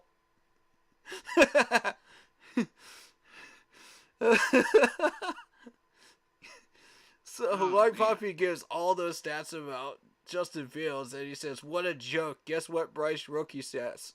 2,783 passing yards. Got him! Oh, 11 touchdowns, 10 picks. A lot better than Justin's rookie stats. Got him! Coming in hot.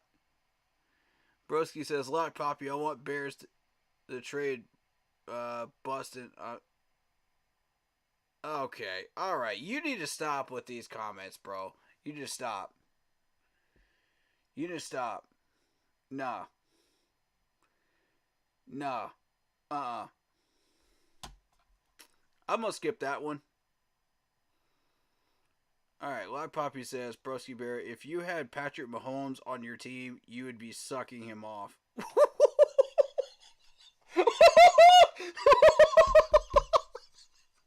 Dang.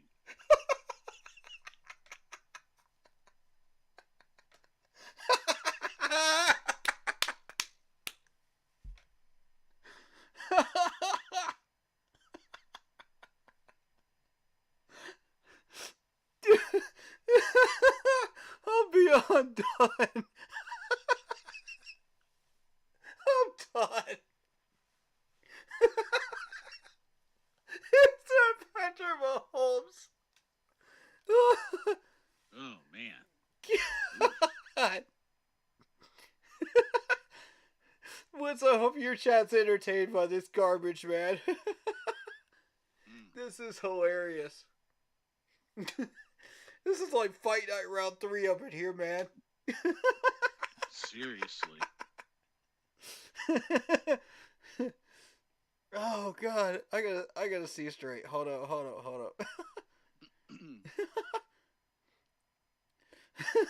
You sound dumb.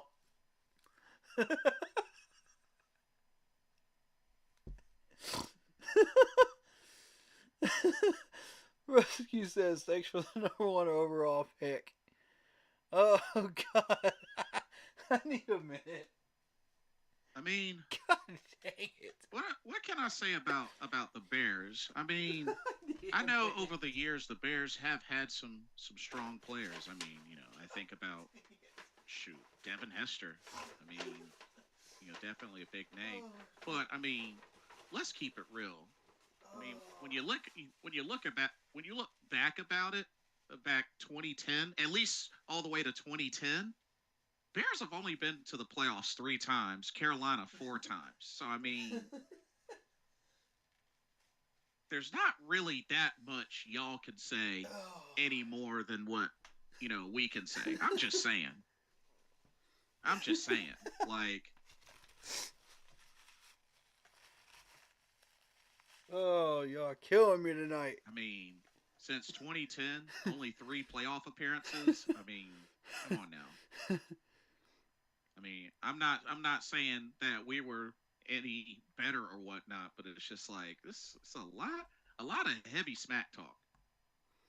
I mean, I can see if this was like the Cowboys, the Chiefs, or Ooh. Black Puppy says, no problem. Who you gonna draft, a long snapper? Oof. Hey, y'all have been known to do it too. Don't lie. Look at some of your dumb picks, Chicago. Oh my god, that's when you had that idiot GM, man. Oh god. He was so bad. And I was just like, oh, there goes another dumb Chicago pick.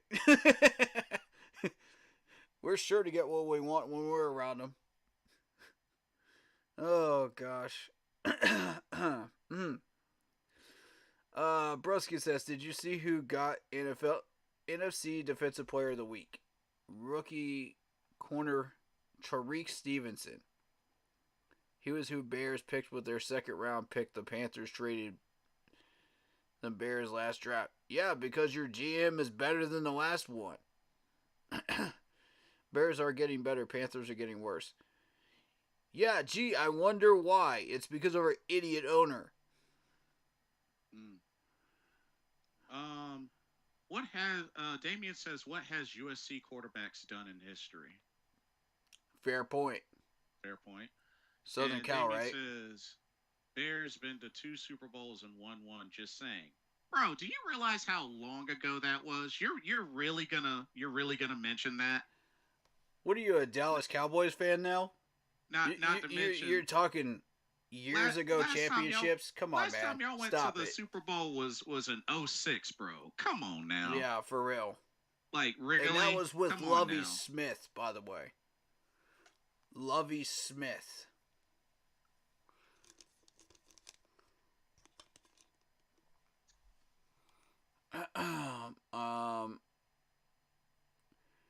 Yeah, Bears are definitely getting better, sitting at last in the NFC North. I'm a Dallas Mavericks fan. We've only won one NBA championship. You don't hear me bragging about that. Facts. And that was back in 2011. Facts. It's 2024. Come on now. Facts. Come on, man. Lock Puppy says, yup, Bears are definitely getting better, sitting at last in the NFC North. I mean, he's right. Wilksley's Panthers and Panthers D gets better. Wilkes goes to San Francisco and San Francisco D gets worse. No, it's not facts, broski. It's not facts. That San Francisco D has been excellent all year long, sir. All year long. You faced a red-hot Baltimore team. Wait, he's still You're basing it off of one game. Wait, he's still complaining about the San Francisco Niners defense, a top 10 defense? You're legit comparing it because of one game, sir. You can't compare one game to the entire season, sir. Wow, that's crazy. That's not how that works. That's crazy. With all due respect. Like, that's not how that works. Like, he's literally making fun of a top 10 defense that's the number 1 seed that's going to the playoffs. God, man. Not his team. That's crazy. That's crazy. But whatever. I guess Wilkes leaves Carolina. We go 2-12. Wilkes in Carolina 6-6. Thank you, Lock Poppy. Jeff R., welcome to the stream. He says they don't even know what to do with the first pick. Harrison is coming back to college. Ooh. Damien says still 1 Super Bowl win over the Panthers. Okay, 1. Is that all you're going to be content with, Damien, is 1 Super Bowl? Come on, dude. Philadelphia can claim that too, okay? So what?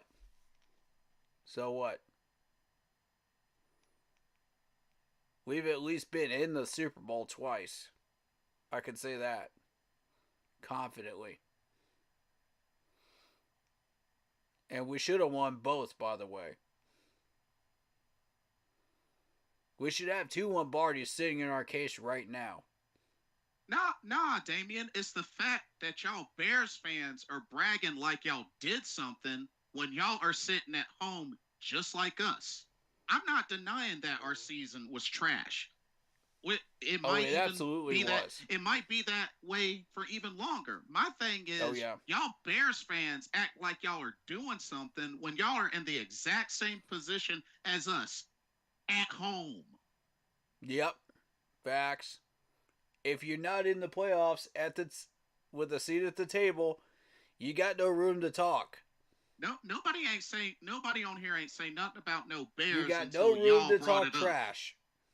Until y'all brought it up. Ain't nobody talking about no dang on Bears until y'all brought it up. Facts. So miss me with that.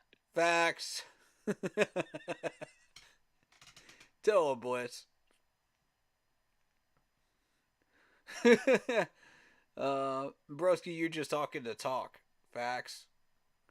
Black Poppy going from 3 wins to 7 wins is getting better. Hansers dropping to 2 wins is them getting worse.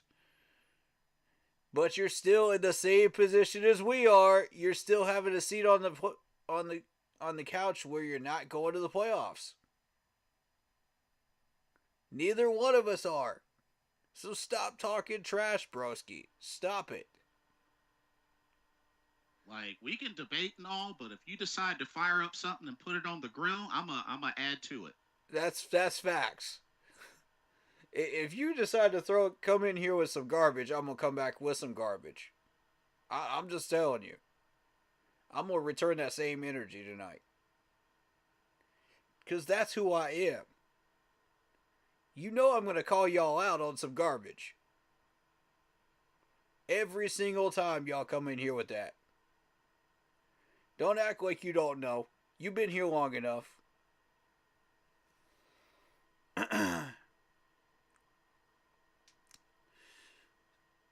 Broski Bear. Wonder why we dropped 2 wins, cause Wilkes ain't here. Lol. Facts. Lock Poppy, have you watched any games this season? You noticed the Panthers D has been playing tough.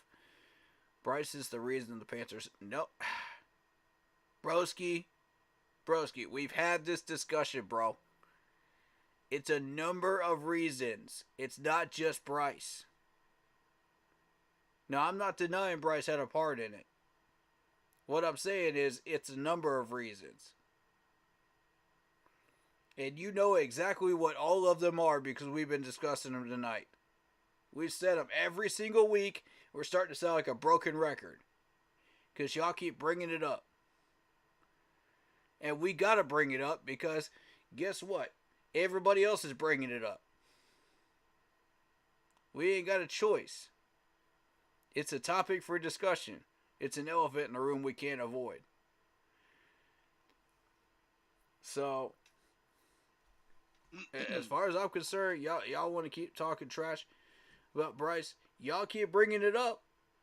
Damien, there was talks about it before you even entered the chat, bro. Facts. There were talks going on before you even entered the chat. So, sorry, but it wasn't until Corey mentioned a bust of Fields, because I'm gonna let that go. I'm gonna let that go. There were discussions way before that, so don't even start. Yeah, I'm gonna let that one go. I'm gonna eat crow on that one.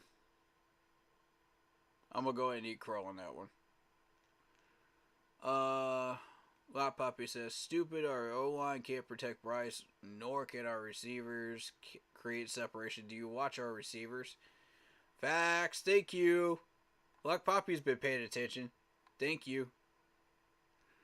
DJ Moore, career high in receiving yards this season. Thanks for DJ Moore. You're very welcome and enjoy sitting at the bottom of the leaderboard with DJ Moore. Yep. Oh, okay. All right. Now we're bringing up Cam Newton. Because, y'all, Broski.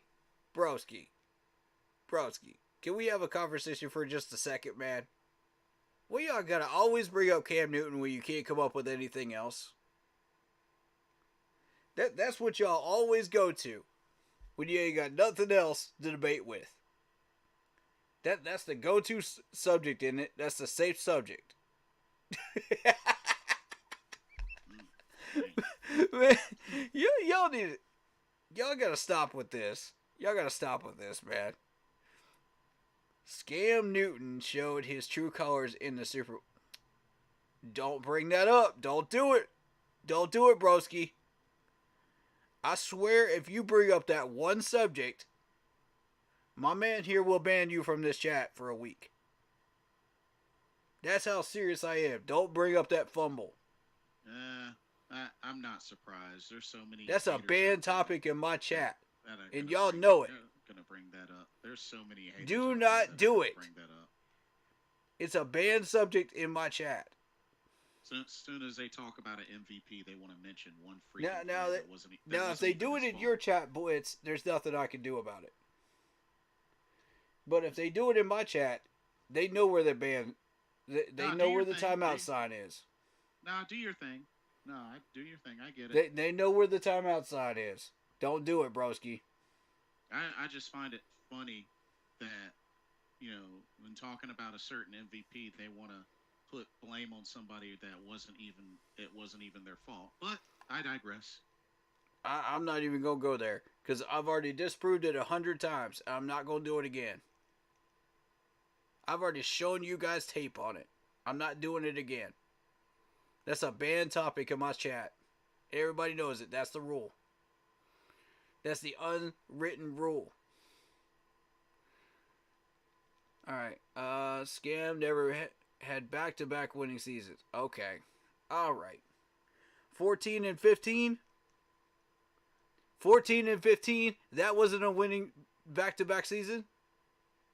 Come back to me when you got better material, bro. We at the comedy club, man. Come back when you got some better material. Because you ain't making me laugh right now. This is stupid. You come in with some clown stuff, man.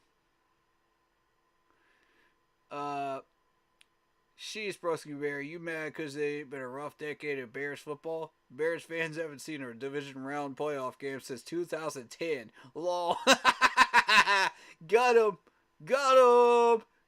Got him. And while we're still having winning seasons in 2015 and on. Yup, facts. Facts. Facts. The Bears were having 1-win seasons. Oof. Oof. Like hitting you with the truth bomb. Now I get it. Give them a break. Bears fans are having a rough time.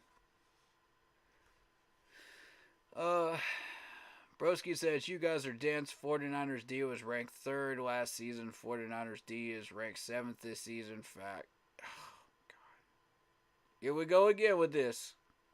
First of all, why is it that big of a deal when they're in a better position in the playoffs than they were last year, and they're about to have the exact same record? Like, still in the top 10. That means they got worse. Okay.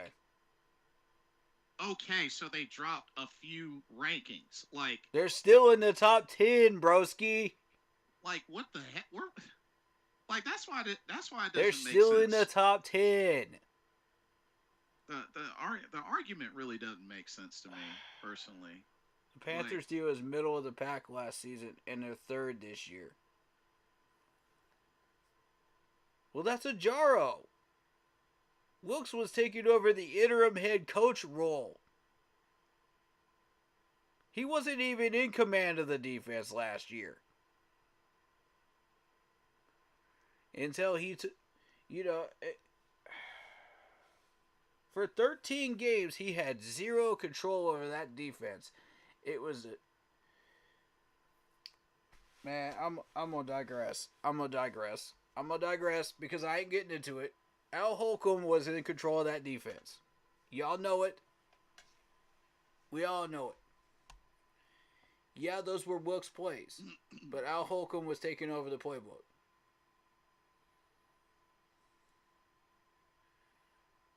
Black Poppy, stop why Bears have never had a 1-win season, but Panthers are having a 2-win season.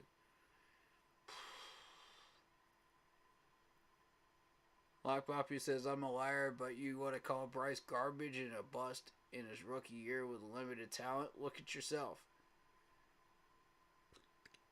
Black Poppy, if you knew anything about football, you realize he has no business in the NFL. No, Frank Wright has no business in the NFL. Frank Wright has no business in the NFL. Matt Rule has no business in the NFL.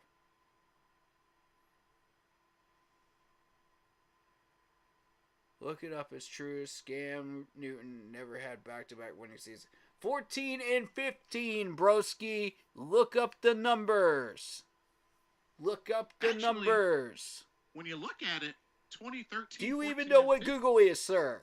2013, 14, and 15, we won the division 3 straight years in a row. Thank you. Can I get a witness? I mean, 3 straight division wins. My gosh, man. What? Live Property says, Broski, remember in 2018 when the Bears went 12-4 just to lose to Nick Foles in a double doink in the wild card at home? Got him. Dang, that was mean. What the heck? That was, man. You had to bring that up.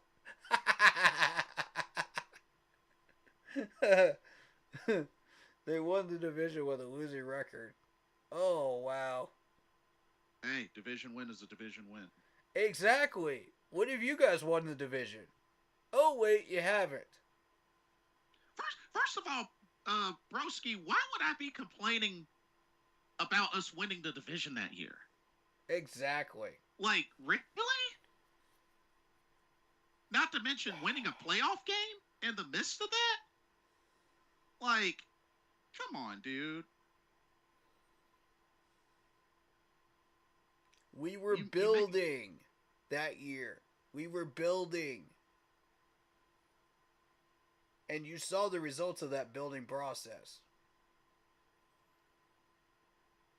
Honestly, I'm not gonna say anything else, because if you ask me, like, I find it really funny, like, dude, that's in your stream. That's and there it is. There it is. There's the band topic. Get him out of here. Get him out of here, Locke. Get him out of here. I just find it Get funny him out of how here. a Bears fan Y'all is know the in rule. your stream talking smack There it when is. their team is in the exact same position. Get him out of here. Sitting at home. But it's whatever. You need a timeout, broski. No, you went too far. You went too far. You know better than to bring up that topic in my chat. Good sir. You know better. I have said it since day one. Do not bring that topic up.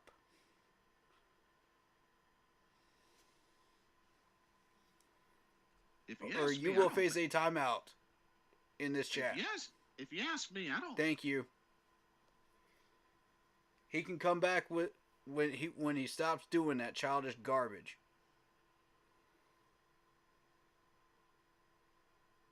I hate to do that to people, man. I hate to do it.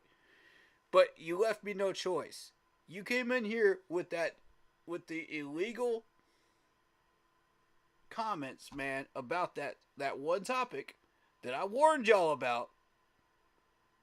I warned y'all. Do not ever bring that topic up in here. And this man did it. Hey, Damien, what you saying y'all for? We didn't bring that. Lock Poppy brought that topic up. No, I'm talking about in my chat. I'm talking about in my chat, Damien. You Damien, guys are good. In Blitzball's chat, y'all are good. Dude. That's in the other chat, dude. Yeah. Everybody in Blitzball's chat, I'm not talking to y'all. Y'all are good. I have no jurisdiction over there. Y'all talk about whatever you want to bring up. But, Damien, I don't even see their chat. Yeah. I'm in my channel. Like, right. They're just right. Corey is just reading off what's being said in his chat, bro. Right. Just a FYI. Right. Just a FYI. Oh God. Y'all are good in his chat. I ain't got no problem with y'all. Y'all can bring up whatever you want. If you bring that one topic up in his chat, there's nothing I can do. But if Kevin you come said, into my chat with it, you know it's about to happen. Kevin McFarland, welcome to the stream. Hello, Blitz. I just wanted to step in a little bit, but this is our Oh, last God, game of man. the season. We will see, but it starts with David Tepper growing up and being professional. Yeah. Facts. Facts.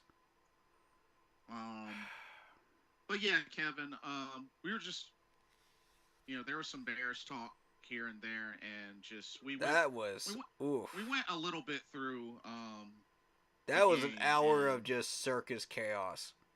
yeah. I'm just... Oh, man, I need a second to get... I need to get myself readjusted after all that. That was peanutty.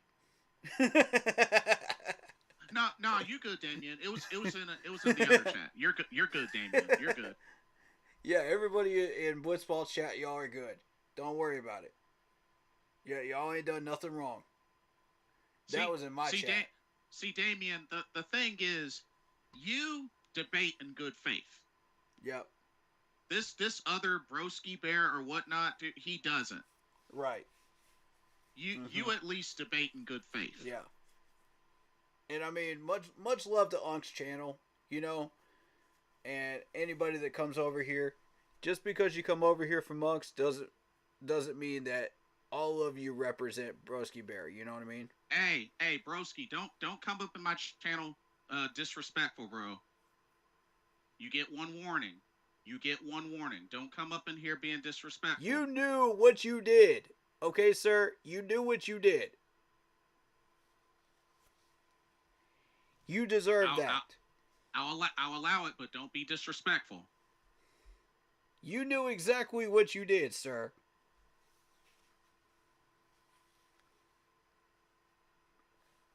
You know that's a banned topic. You knew that from day one. I have said it multiple times. Broski. I'm addressing you specifically. Only thing I'm saying is I don't mind you debating, but the fact of the matter is you're in Corey's chat and you were firing off insults because you didn't agree with what we said. I'm not gonna play that in this chat. We can debate in good faith, but when you resort to that, then no, we're not gonna do that. If you're gonna do that, you're gonna be respectful. That's right. Your one warning. That's your one warning. I know what everybody else does in their channels. I know they like to get loud and get rowdy and stuff like that. Man, we don't do that here. We don't do that here. We debate in good faith, bro. Much love to Unk's channel and Big Cat's channel and all them. I got nothing but love. But, you're going to come over here and act like that up in here? Nah. You knew exactly what you did, and you knew exactly what you were about to get. I done gave people warnings about this stuff. In my chats. And on my channel. Y'all saw the live streams on my streams. On my channel. You knew exactly what you walked into. So I don't want to hear it.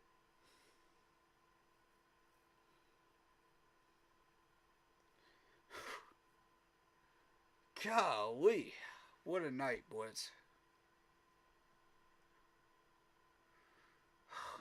But no, I got you. I got your back. It's cool. I can't stand when people do that. And honestly, being that he did that in your channel and then gonna come into my channel, I'm sure it's coming. I'm sure it's coming. Oh yeah. So I'll wait it out. I'll wait it out. Yeah. Oh, okay. Shall we get back on topic? Yeah. Thank you, Lock Poppy. Good job, buddy. Appreciate you. You have been a solid moderator for me, and I am so thankful to have you. This dude doesn't get enough love, for real. Alright,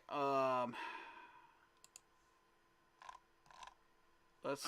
Do we want to talk about the Pro Bowl? Oh, yeah. I know exactly what you were about to say. Derek Brown got snubbed. So did Adam Thielen. I voted for them So, both, by the they, way. which I believe they were announced as what, alternates? Yeah. So actually, Derek Brown, Brian Burns, Johnny Hecker, J.J. Jansen were announced as alternates. When did they announce that? Because, like, It was yesterday. Actually, it was yesterday.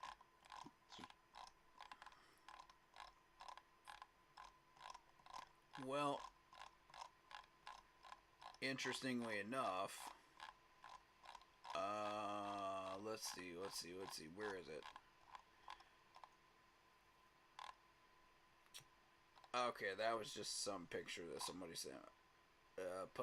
That Lock Puppy, no, it was Carl that posted it. Okay, never mind. I got nothing to follow that up then with.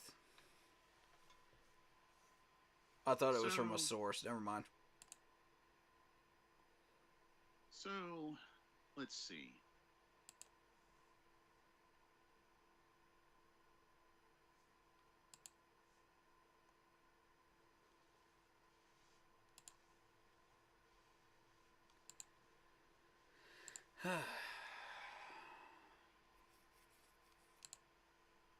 So, looking at the article, there's a number of well-known players, according to this article on ESPN.com, that were snubbed. Yeah. San Francisco 49ers Brandon Ayuk, which Oof. understandable. Indeed. That is a pretty bad snub. Yeah. Safety Antoine Winfield Jr. from the Bucks. Ooh. That's actually that's a fair argument. Mm-hmm. That is a fair argument. Yeah. That's a snub. Mm-hmm. Josh Allen, who they feel should replace Tua. Yep. Oh. I don't know about that one.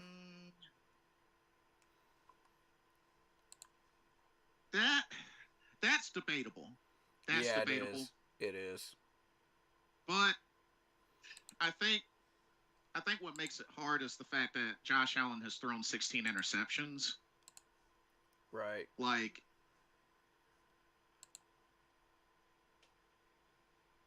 I don't know. That's debatable. That's debatable. Yeah. DeForest Buckner, DT from Indianapolis. Ooh, 7 sacks as a defensive tackle. That's actually really good. And apparently his pass rush win rate is the third best at his position. Ooh, dang. Maybe he really did get snubbed. And kicker Dustin Hopkins from the Browns.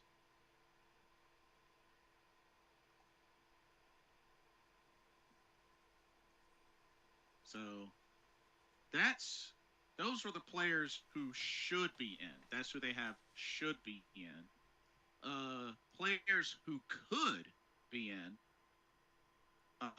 Linebacker Bradley Chubb. Yeah, fair point. Offensive tackle Garrett Bowles from the Broncos. Nico Collins, wide receiver from the Texans. Oh, no, that's actually a good one. Honestly, Yeah. I could see why he should have made it in. No, that's fair.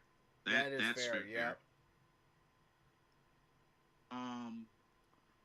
Cornerback L'Jarius Sneed from Kansas City. I don't know. I mean, him replace Patrick Surtain the second. I don't know. I don't know about that one either. Bears linebacker T.J. Edwards. Third in terms of lowest EPA allowed as the nearest defender among linebackers with at least 200 coverage snaps. 3 interceptions with a pick 6. Actually, that's debatable. That's actually pretty debatable. Um, and then players who would have made it in another year. Uh, DJ Moore.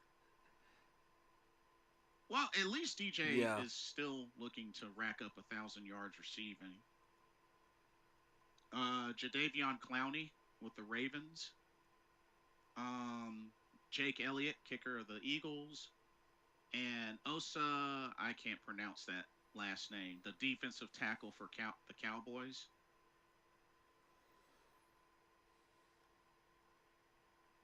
But Yeah.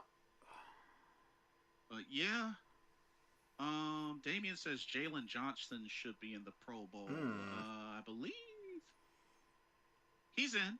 Yeah, he's in. Him and He's in. Yep. Montez Sweat. Yep. Montez Yeah, Sweat. Yeah. Damien. Him and Montez Sweat. So going through the list, um, let's see. Buffalo had running back James Cook and left tackle Deion Dawkins. Wow, this is James's first Pro Bowl in his second season. Wow, that's what's up. The Dolphins have 6 Pro Bowlers, bro. Tua, Alex Ingold at fullback, Raheem Mostert, Jalen Ramsey, Tyreek Hill, Taron Armstead. Oof. Yeah. Yep.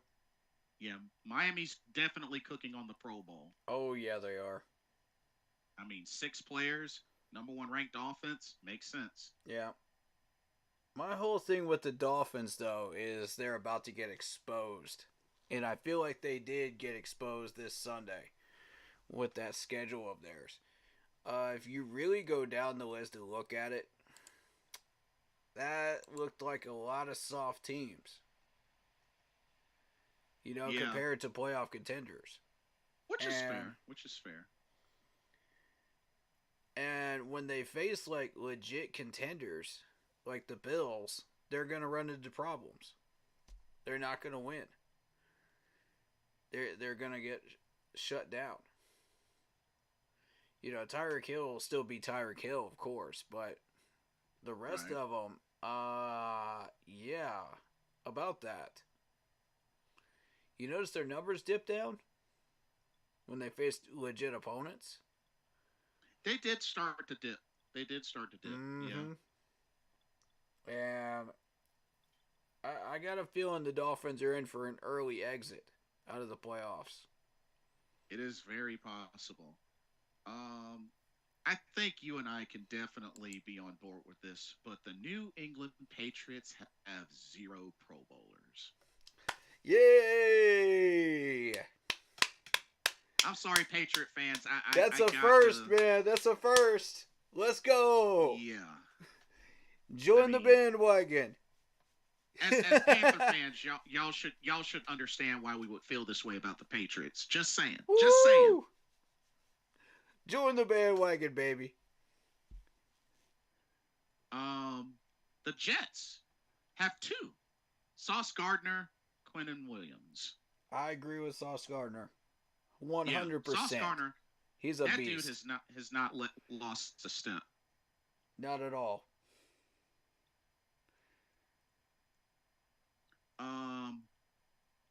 Oh yeah. Oh wow, right, yeah.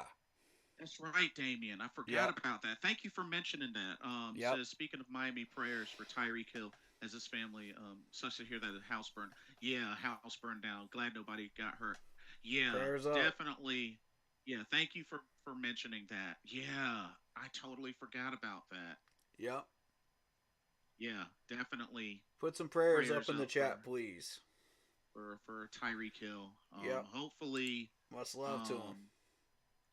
Hopefully they'll be able to, be restored. And who knows? Maybe, new, bigger, better house that, hey, maybe they won't even have to worry about paying for, You never know how the Lord blesses. True. So, hey, hopefully pray for restoration and, you know, won't have to cost. That'd be cool. Mm-hmm. Oh man, the Baltimore Ravens have 7 Pro Bowlers. Oof. Rightfully so. Kyle Hamilton at free safety, Lamar Jackson, of course. Center Tyler Lindenbaum. Yep. Defensive tackle Justin Mabuike. Middle linebacker Roquan Smith.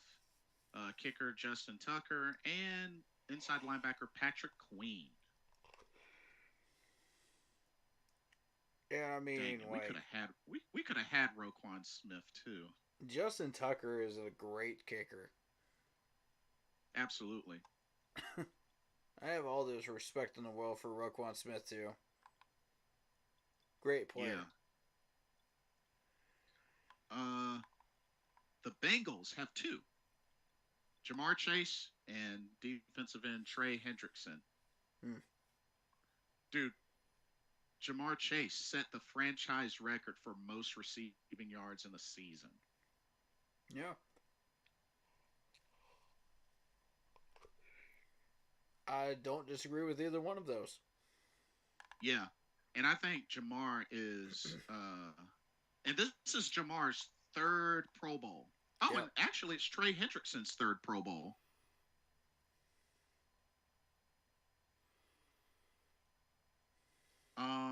Let's see.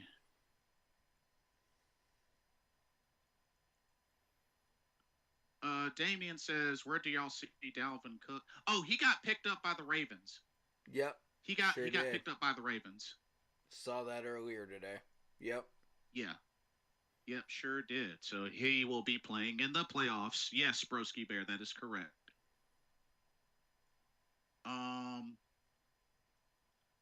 Cleveland has 5. Offensive guard Joel Bitonio, wide receiver Amari Cooper, Myles Garrett, David Joku, and cornerback Denzel Ward. You got to give it up to the Browns. They actually, they're back in the playoffs. Racked up 5 Pro Bowlers and actually a good record. I mean, despite Deshaun Watson going down with injury, they really kept that train running. They actually beat Baltimore in Baltimore, by the way. This is true.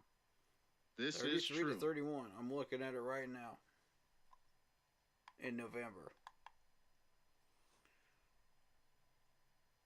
This is some wild stuff, man. The Ravens actually shut down the Niners. Then proceeded to shut down the Dolphins. Back-to-back weeks. And the Jaguars with Trevor Lawrence. And the Rams, red-hot Rams, the week before. So with that being said, do you think this could be the season that Lamar Jackson finally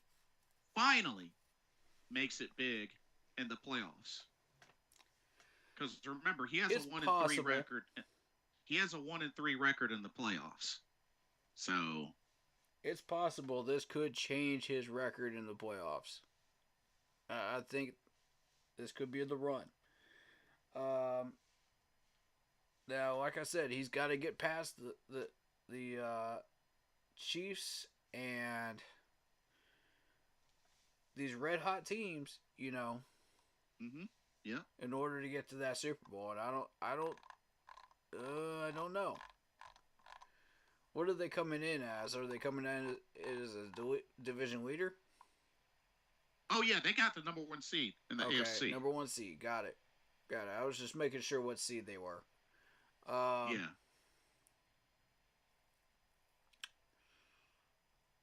I could see them upsetting the Chiefs.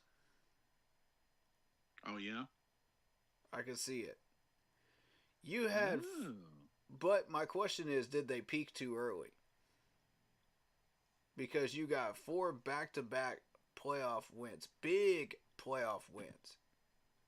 Excuse me, sorry about that. Before they even got in the playoffs, these were major contenders. Right, right. So did they peak too early? Uh, it's possible, I've seen a lot but of teams do this. But December is a deadly month to play Baltimore in Baltimore. I can tell you that right now. You do not want to go there in December.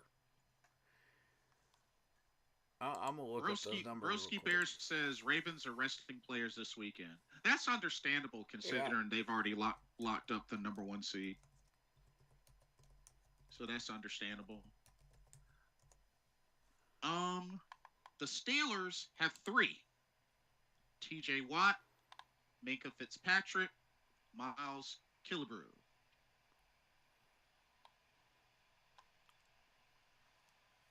and I'm showing y'all the December Baltimore Ravens right now.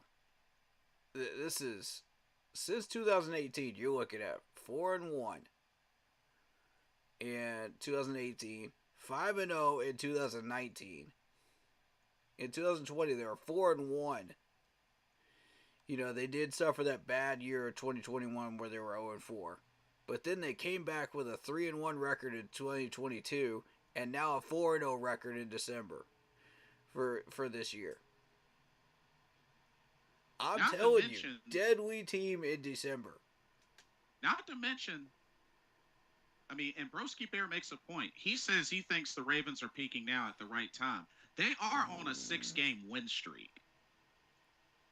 But see, I make the argument because we peaked uh, at the NFC Championship right before the Super Bowl, and we lost the Super Bowl. So you can peak too early, and it can cost you Lombardi I mean, or a chance at a Lombardi. but I mean that's only the second game we lost in our entire season, though. I mean, Fair though. But my point is, we peaked a game too early. We hit our ceiling a game too early. if anything, I was kind of bittersweet that we lost that second Atlanta game just to kind of get it out of the way. Yeah, get it out of our system. I'm Yeah, with you. because if it's one thing I will always bring up, yes, Patriots had a perfect season, but yet what Mm. happened? They didn't win the Yeah, game that it mattered the most. You right. know, They peaked too so early. I mean, There you know, there is a history of teams that have peaked too early when trying to get to the Lombardi. yeah. I mean, it's unfortunate, but I don't know. In that six-game win streak, I mean, Bengals, Chargers, Rams, Jaguars, Niners, Dolphins. I mean, I think it's safe to say that one, two, three, four of those teams are in the playoffs, assuming that the Jaguars will seal the deal.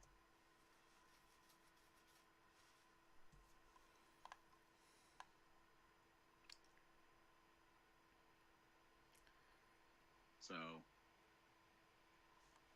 um, let's see. Oh man, the Houston Texans only have one Pro Bowler, Laramie Tunsil. Okay, Hmm. let me ask y'all this: do y'all think C.J. Stroud got snubbed? Ooh, that's a dangerous question to be asking right now.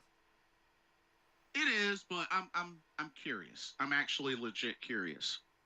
Folks in the chat and all around, do y'all think C.J. Stroud got snubbed? Mm,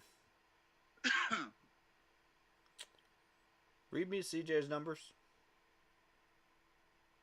Alrighty, coming in hot. C.J. Stroud.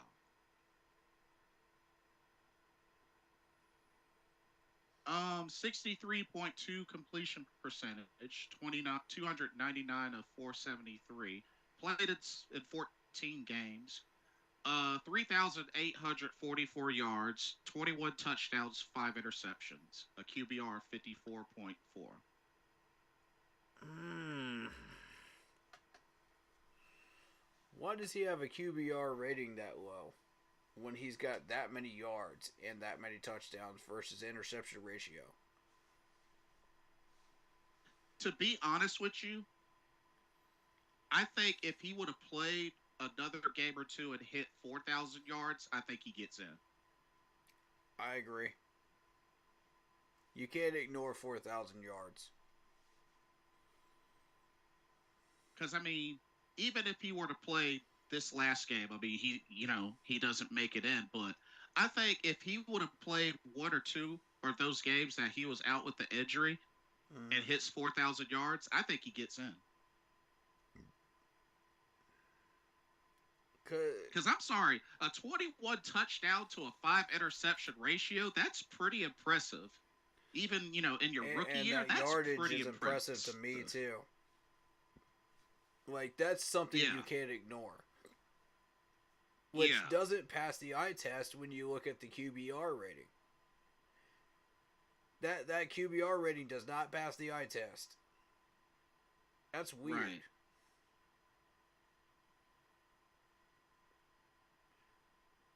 Broski asks, what's his passer rating? Broski, his passer rating is 99.0. Okay, 99.0. Yeah, 99.0. Damien says... So that actually does pass the eye test then.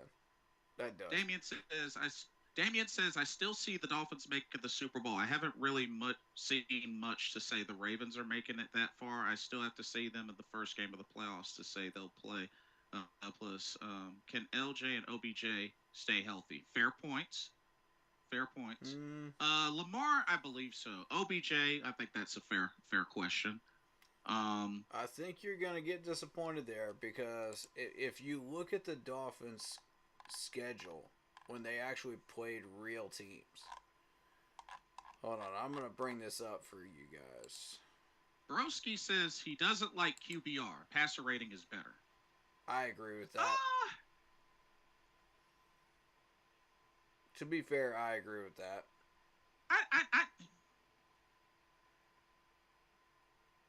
don't know. I feel like QBR gets mentioned a lot, but that's fair. That's fair. Mm-hmm. Broski says 99 is okay but not great. 158.3 is the perfect passer rating, which is fine. I'd say perhaps CJ gets offensive rookie of the year. Perhaps. I think he would be in a good running for that. At least offensive rookie of the year. I don't like looking at him like that. Hold on.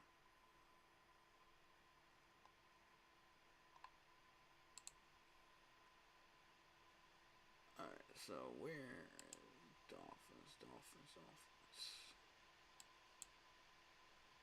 Give me just a moment. Damien says QBR are like Madden ratings. It's funny you mentioned that because that's actually Skip Bayless's favorite stat for a quarterback is QBR. Yeah, that's true. Oh man, he will talk the mess about some QBR. Oh yeah, you will. Broski says, let's make CJ earn it. Great rookie season, though. Yeah. I think offensive rookie of the year. I think he might end up taking that. I mean, I don't know anybody else really in a strong running for it. True. All right, I got the Dolphins schedule up. Here we go. All right, Okay. so when you look at the Dolphins schedule, you're looking at a win over the Chargers, a win over the Patriots, a win over the Broncos early on. 70-20 over the Broncos, by the way. This is before Russell Wilson ever got going. And then they faced a real team in the Bills, and they lost 48-20. Okay, back to the soft teams again. Giants, Panthers, and then they faced a tough Eagles team, and they lost 31-17. Back to the soft team of the Patriots. They won the Patriots game. Then they faced the Chiefs and lost that game. Are you seeing a pattern, guys? Like, this is... it continues on. You got the Raiders, Jets, Washington. All three are not really contenders right now. Easy games. And then the Dolphins lose to the Titans of all teams. The Titans. That's not a good look. If you want to show that you are a playoff contender, you do not want to lose to the Titans with that record right now. So, they go on, they beat the Jets, and then, lo and behold, they actually got a big win over the Cowboys. So everybody's like, oh yeah, the Dolphins might actually be contenders here. That's the game that really started to convince people again. And then they lost to the Ravens 56-19 in Baltimore. And they've still got to play the Bills again, which is going to be another loss. So, and the Bills are close at heels with a 10-6 record. Miami's 11-5. I will say though, to get 8 games where you get 30 or more points, and 4 of those games being 40 or more points, that's pretty impressive. Oh yeah, I'm not saying the offense isn't legitimate. The offense is definitely legitimate. What I'm saying is, when that defense plays a real team, they get shut down. Yeah, which is fair. And that Titans game, ooh boy. That does not look good on Miami's resume. That's the one that's going to be the thorn in their side. Hey, keep going. I'm going to use the restroom. Keep going. So, with that being said, you face a real team, Miami, you're in trouble. Real talk, you're in trouble. And let me look at that playoff picture real quick.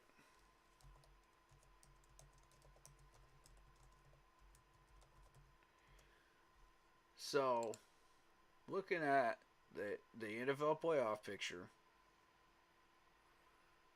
let's see where everybody's at. Because it matters. The seedings matter here. Alright, so if the Dolphins are to play a wild card team, say maybe the Bills again, they're in trouble.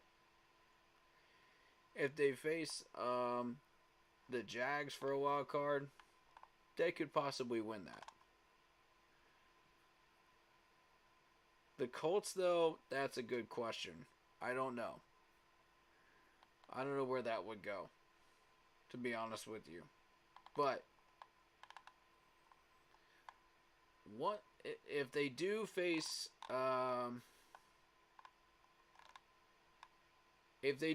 Jags without Trevor Lawrence, they will win that game and they will move on. But they're not going to get past the Browns. I can tell you that right now. They're not going to get past the Chiefs. They're not going to get past the Ravens. All 3 of these teams are playing very, very well. You know, and that weak defense of Miami's is going to show up. That's going to be a problem. So, to me,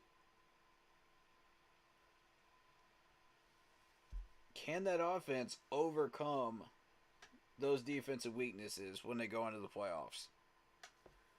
That's a good question. Yeah. If the Dolphins were to play... Blitz, you missed this part. If the Dolphins were to play against the Bills in a wild card game, they'll lose. Well, they did lose to them once. Yeah, and they're probably going to lose to them again here in Week 18 because they're resting people. Then they actually play everybody, and in a wild card game, the Bills are going to bring everything they've got, and they're going to win. Oh yeah, that's right. Because they win and they're in. But I say believe it, that's their scenario. Bills win and they're in. I believe. yeah. Okay. They currently hold the number 6 spot right now. Gotcha. The Jags hold the number 4. Now here's the Right. interesting scenario: if the Dolphins were to play the Jags without Trevor Lawrence, they will win. They will win that game over the Jags second time around. Now, say Yeah. they do get the Jags and they move on to the next round. I don't see them going past the Chiefs, the Browns, or the Ravens. Mm. That's going to be it. That's going to be the end of their road. Ooh, Damien has a good argument. Uh, Wide receiver for the Rams, Puka Nakua for offensive rookie of the year. That's actually a good argument. Ooh, good argument. Yeah. Yeah, 101 catches, 1,445 yards, 5 touchdowns. That's actually a yeah. And don't forget the Rams are in the That could be playoffs. interesting. Yep. For sure. For Yeah. sure. Uh, Broski says QBR takes into consideration design runs, scrambles, fumbles, interceptions, and throwing distance. QBR is an obscure stat. Passer rating is what really matters for a quarterback. Um, I would say probably in that QBR consideration, I think interceptions would probably be like the one that stands out the most with that. But I see what you're saying. I see what you're saying. Damien says I could see the Chiefs as a wild card exit. Ooh, you know what? It's very possible. Ooh. It's actually very possible. If the Bills and the Chiefs were to meet up for a wild card, that could get real interesting very quickly. Yeah. I could I could partially be on board with that.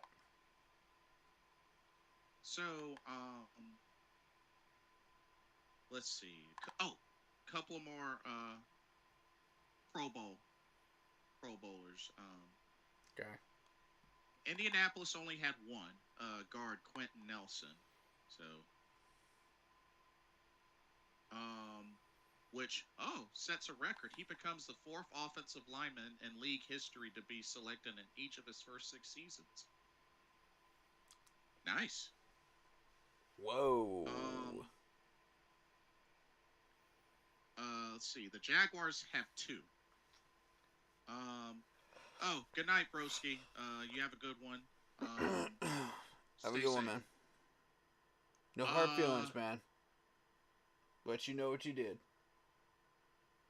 Jaguars have two. Long snapper. Wow, a long snapper. Wow, Ross Matisic and linebacker Josh Allen. Yeah, Josh Allen definitely Yep. deserves to Yep. be in there. Yep. Yeah, For sure. yeah, Josh Allen, the linebacker. Yeah, Yeah. beast. Mm-hmm. Definitely. And we found that out the hard way last Oh week. yeah, we did. Oh man. Did we ever? Um, and honestly, he might be on board to get Defensive Player of the Year. I mean, 16 and a half sacks. Whew. Yeah. And he's only a half sack behind TJ Watt and Trey Hendrickson. So, yeah. Um, the Titans, one Pro Bowler, and I'm pretty sure you can guess who it is. Derrick Henry. Derrick Henry. Of course, everybody's gonna vote for him, man. Come on. It's Derrick Henry. Yeah, but hit another 1,000-yard rushing mark for the fifth time in his career. I mean, say what you want about the team he plays for, but Derrick Henry is going to produce no matter what team he plays for. I truly believe that. I feel like Derrick Henry is one of those running backs. Um. Oh, quick comment from Damien. He says the Jags with Trevor Lawrence wouldn't scare me, especially seeing them in the playoffs last year. Yeah, the Jags won the game, but Trevor Lawrence was not looking good in that playoffs. It I was a rookie mean, year for Trevor, and he didn't have all the weaponry that he needed. well, here's the thing, Damian. Like the comeback game, yeah, he threw a ginormous number of interceptions. But here's the thing: you have to always keep in mind you play until the final whistle, no matter what. And that's who Trevor is. He's a competitor. Like, ever since I've set eyes on him in a Clemson uniform, that dude is a 100% bona fide competitor. So, no matter how much he's down by in a game, he will try to come back. He will fight. Yeah.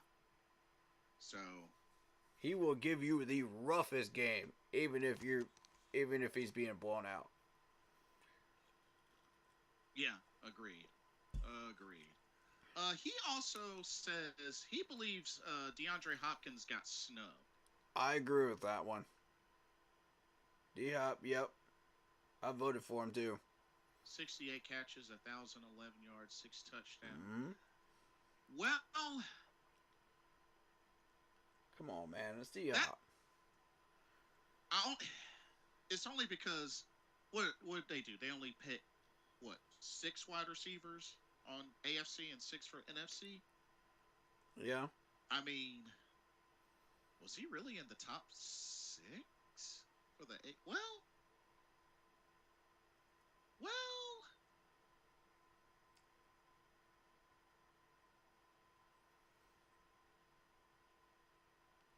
It's D-Hop, though. Come on. At the end of the day, this is a big popularity contest. Let's keep it a $1.50, man. It's a big popularity contest. And either you put up the numbers or you didn't. And, these guys aren't even going to play their hardest anyway when they get to Hawaii. Let's be real. I miss the days when they used to have like those warm-up drills, before the Pro Bowl started.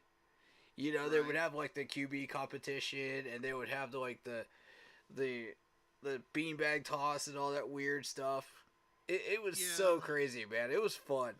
And there was an old video of like Peyton Manning and Tom Brady and a couple of others just like competing in the quarterback drill.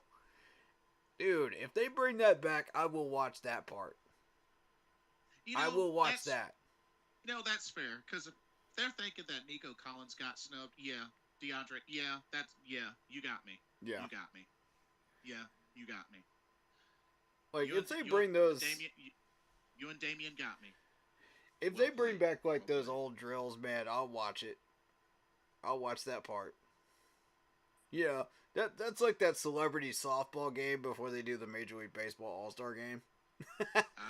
Yeah. I'll watch that, sure. Why not, right? Come on.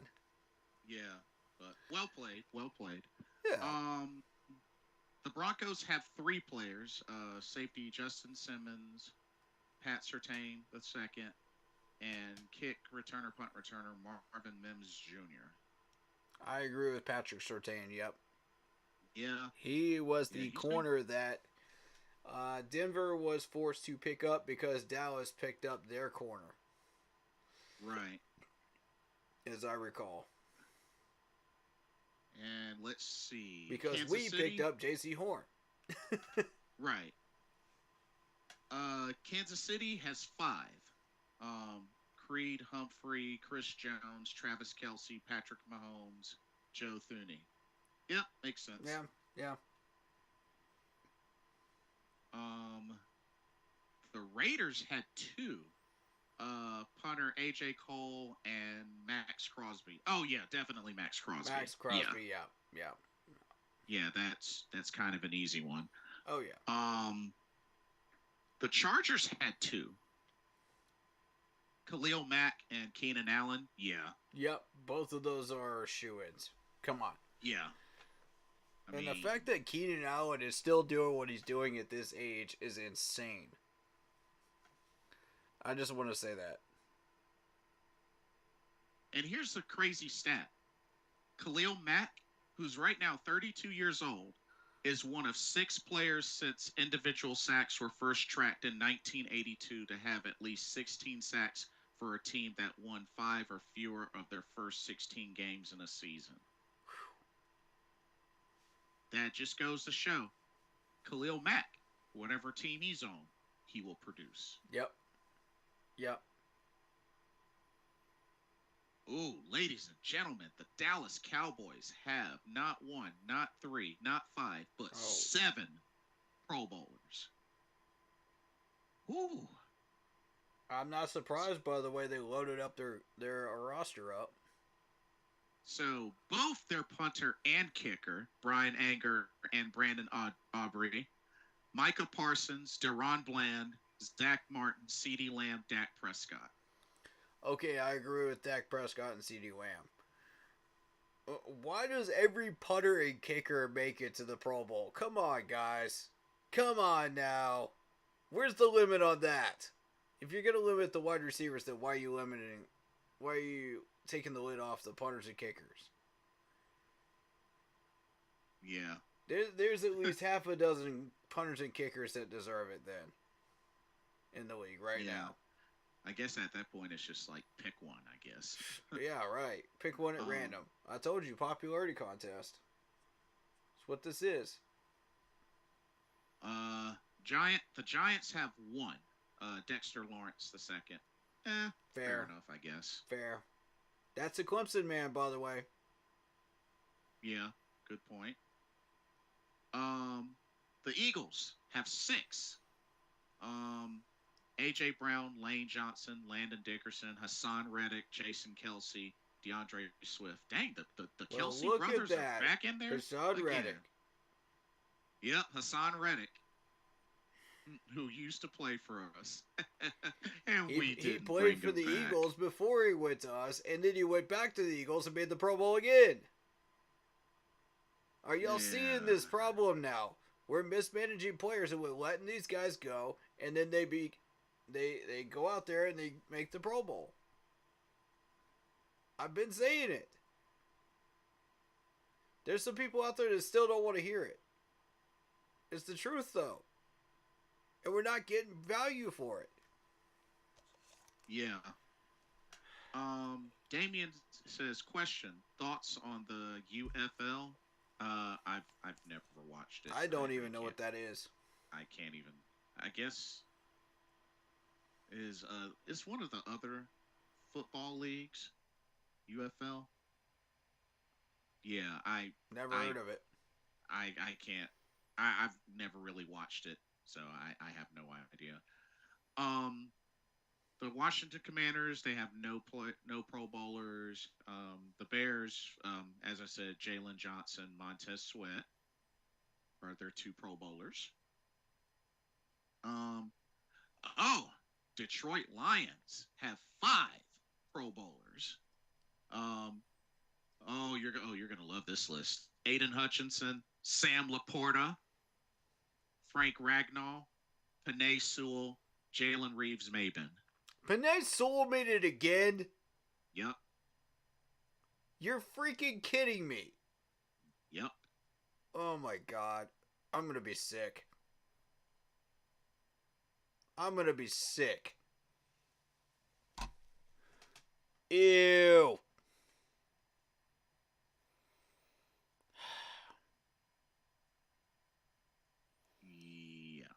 Yeah. Y'all know my problem with this. If you've been watching my streams long enough, and if you've been paying attention long enough, you know my problem with this. Just in case you're new here and don't know, Penei Sewell got picked up by the Lions a pick before we picked up J.C. Horn. And Penei Sewell was on top of our draft boards. And they put him at right tackle. Right tackle, and he was a left tackle. And yet this man has made Pro Bowl how many times now?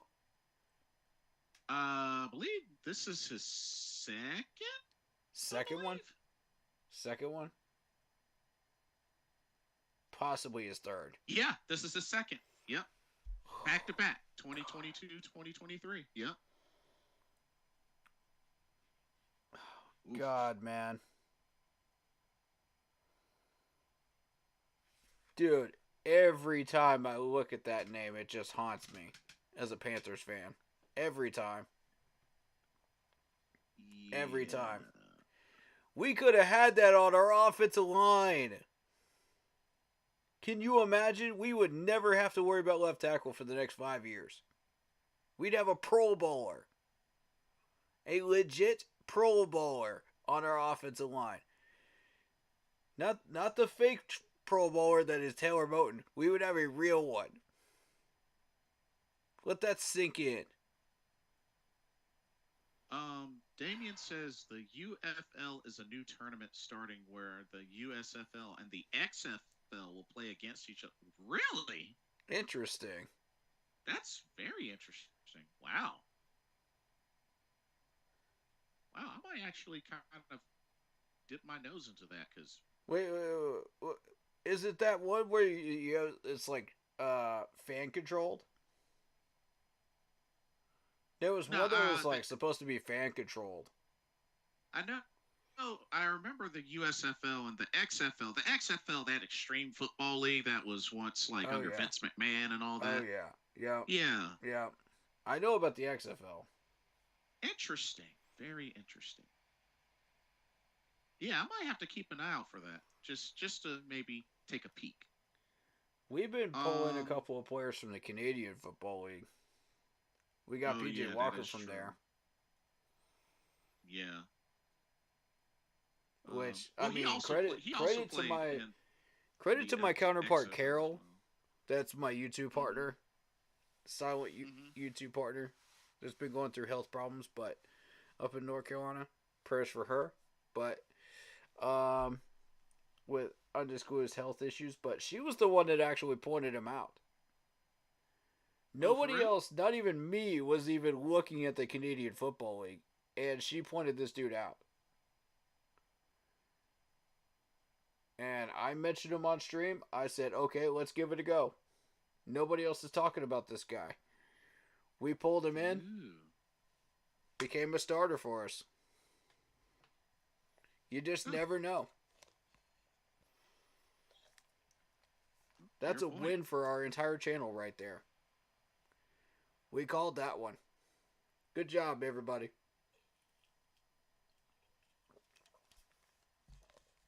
Same with Troy Hill. Good job. We all called that one together. When we win together. When we call these guys out, we call them out together. You know what I'm saying? It's one big victory.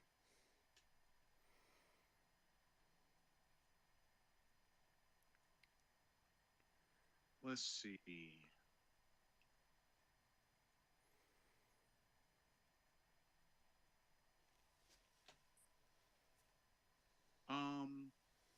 Where was I? 2 players for the Minnesota Vikings. Danielle Hunter and Andrew DePaula. Long snapper. Long snapper. Damien says the USFL and XFL will be their own division. Oh. Ooh. Interesting. Very, very interesting info. Atlanta Falcons have 2. Jesse Bates the third and Chris Lindstrom. Yeah. Carolina Panthers, none. Yeah. None. The Patriots, Saints have none. The Saints have 1. Rashid Shaheed, wide receiver / kick returner. Yeah. He was one of the major wide receiver contenders for a long time. Right. Then they just couldn't figure out what to do with him, so they put him at kick returner. It was like, here you go.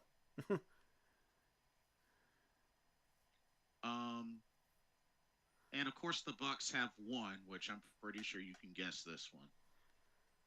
Oh God.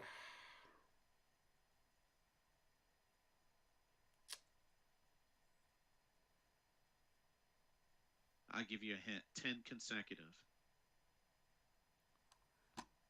Oh boy, you got me on this one. Mike Evans. Mike Evans, of course. Yep, yep, yep. Yep.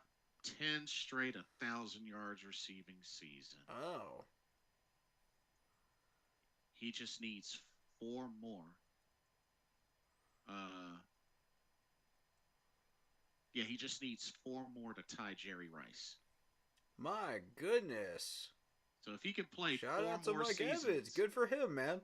if he can play four more seasons and get 1,000 yards receiving, he will tie Jerry Rice. Respect to you, Mike. Good He's for you, he's sir. tied. He's tied for second place with Randy Moss right now. Wow. That is Yeah. quite amazing company to be in right there. Yeah. Because Randy Moss was an animal. Straight animal. It was a pleasure watching that man play. Yeah. Oh yeah. Let's see. The Cardinals have one safety, Buda Baker. Buda Baker. Oh, yeah. Buda Baker. I'm sorry. Mm-hmm. The Rams have 4. Puka Nakua, Puka, Kyrene Williams, Matthew Stafford, and Aaron Donald. Stafford and Aaron Donald. Yep, I'm not surprised. Yep. Uh-oh. The San Francisco 49ers. Y'all ready for Oh, this? here we go. They have 9. 9. Nick Bosa, Javon Hargrave, Kyle Juszczyk, George Kittle, Brock Purdy, Christian McCaffrey, Fred Warner, Travarius Ward, Trent Williams. No arguments here. They all earned it. Yeah. And They all earned it. 4 of those players defense. Mm-hmm. Yeah, I'm not worried about them going from number 2 or number 3 to number 7. Yeah, I don't care about that either. Yeah. Yeah. And then the Seahawks have 3. Bobby Wagner, Devin Witherspoon, Julian Love. Bobby Wagner is part of that crew that, from the old Legion of Boom. Yeah, Legion of Boom. He's the last one. As a matter of fact, they're all gone. Except for him. They've either retired or moved on to another team. Yeah, that's a fair point. That's amazing that he's still there. He might retire there. There's a good chance of it. I hope he does too. There's very few teams that play their entire career with one whole team.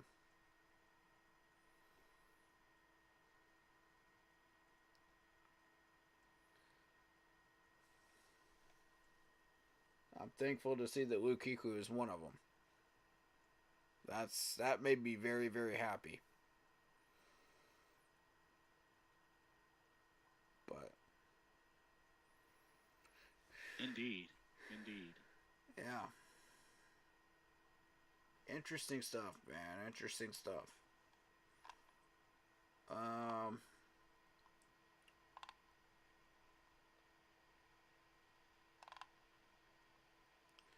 Well, we got people in chat. I want to take a poll.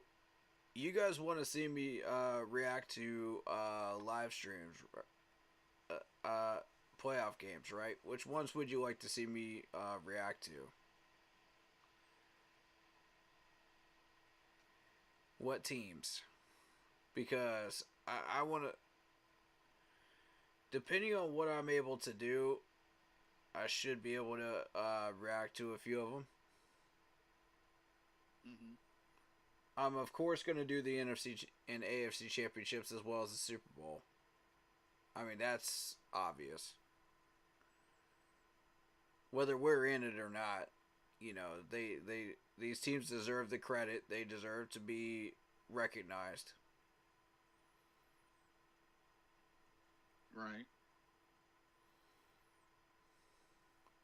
And I may which have is a couple fair. of favorites, you know?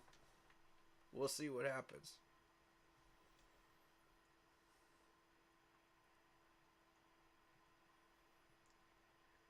But let's see. I think that's pretty much all I have. Um, I know I gotta upload a few videos, but Okay, so Greg Olson is heading into his final NFL regular season broadcast year as an analyst for Fox Sports. oh really?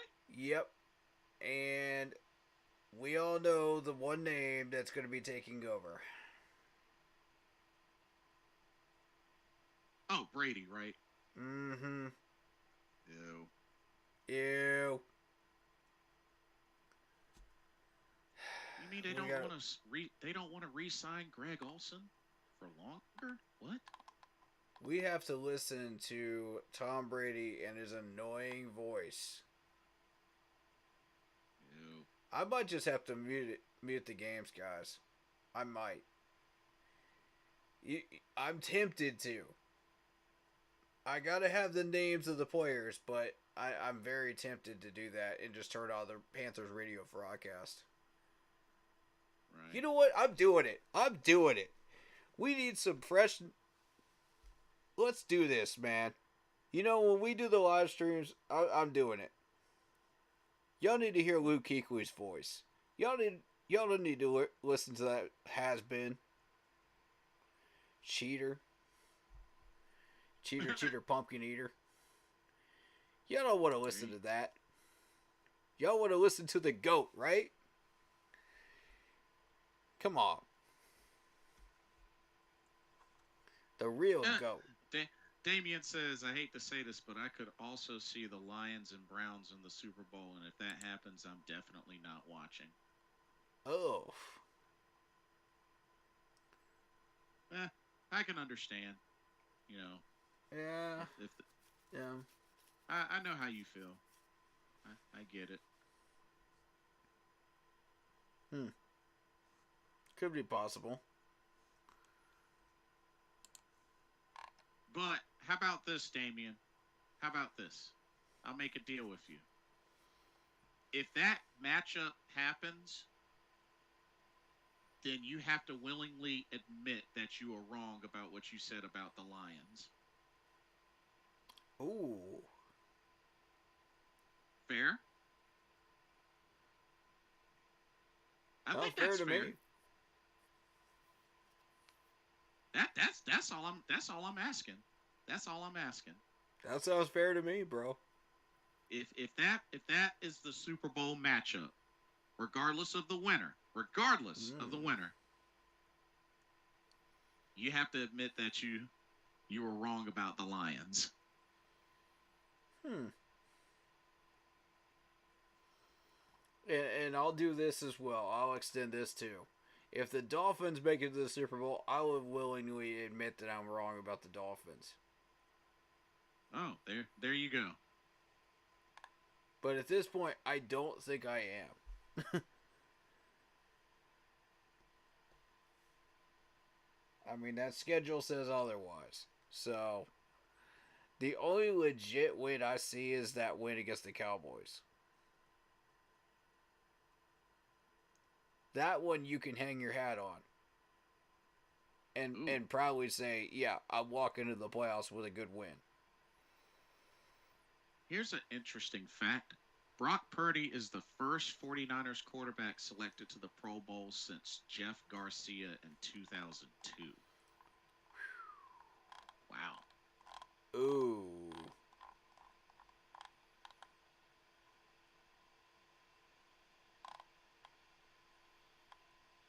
Oh, wow. But yet the defense got worse. I'm just saying. Just saying. So, it is official. Broncos are out. Bengals are out. Damien said, admit something that will make me puke or stick 1,000 needles in my chest. Oh, Hold up. I don't know that it's Hold up. necessarily that painful, buddy. Come on, Damien. man. Damien. I think you're over exaggerating a little bit, bud. Damien, as many times as y'all have been to the playoffs more lately than the Lions, and it's hard for you to admit that for one season, it can't be that difficult. Well, then again, maybe it is. I don't know. Maybe. Maybe it is.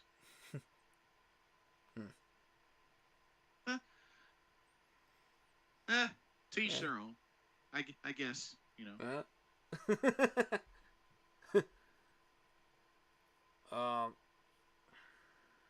So yeah, it's official. The Broncos are out.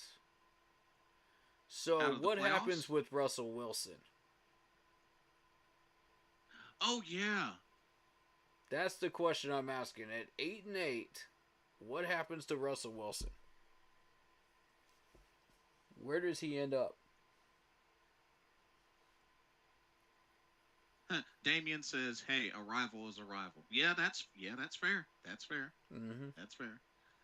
So I feel I like guess this since is you- going to be a major topic, once the season's over with. His name will pop up a good bit.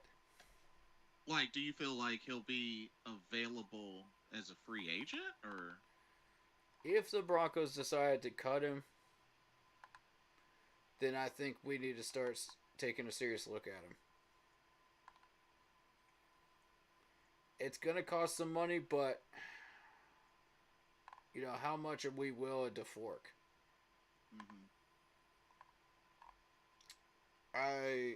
I think both he and Bryce fit the same system.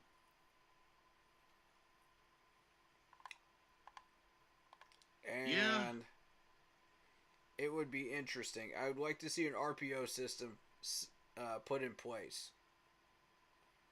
It does make me wonder, though. I mean, he'll be 36 November next year, so I mean, well, As a mentor for Bryce. You know what I mean? yeah. We put No, him out there as that's a fair. starter.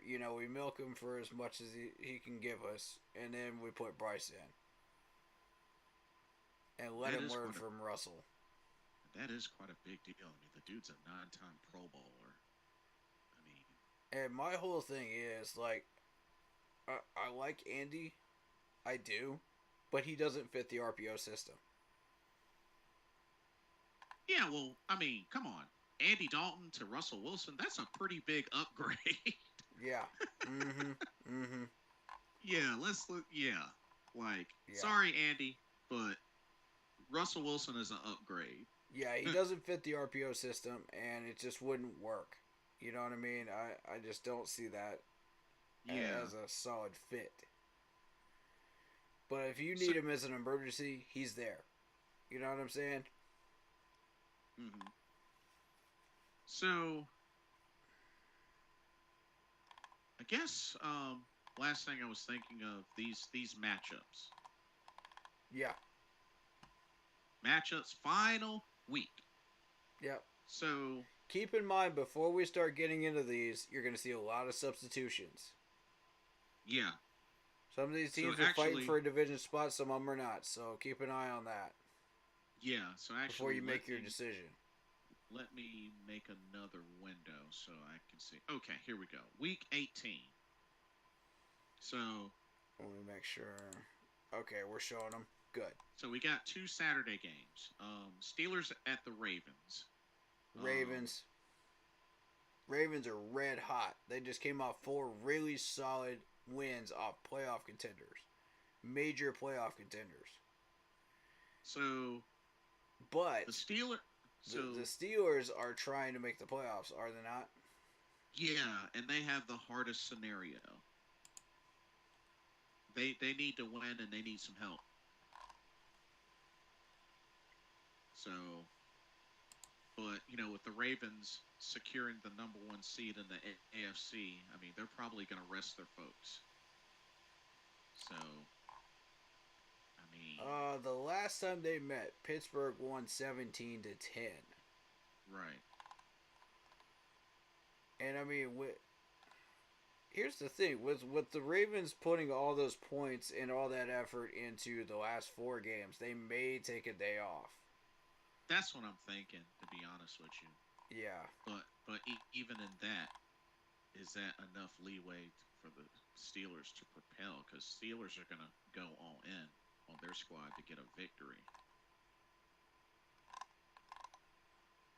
I'm gonna still say Ravens though.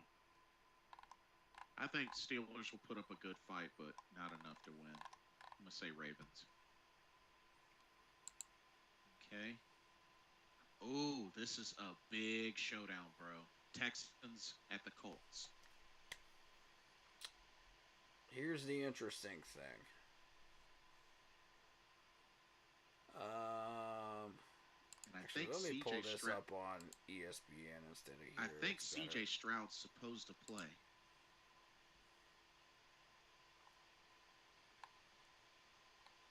Gardner Minshew's been playing some interesting ball lately.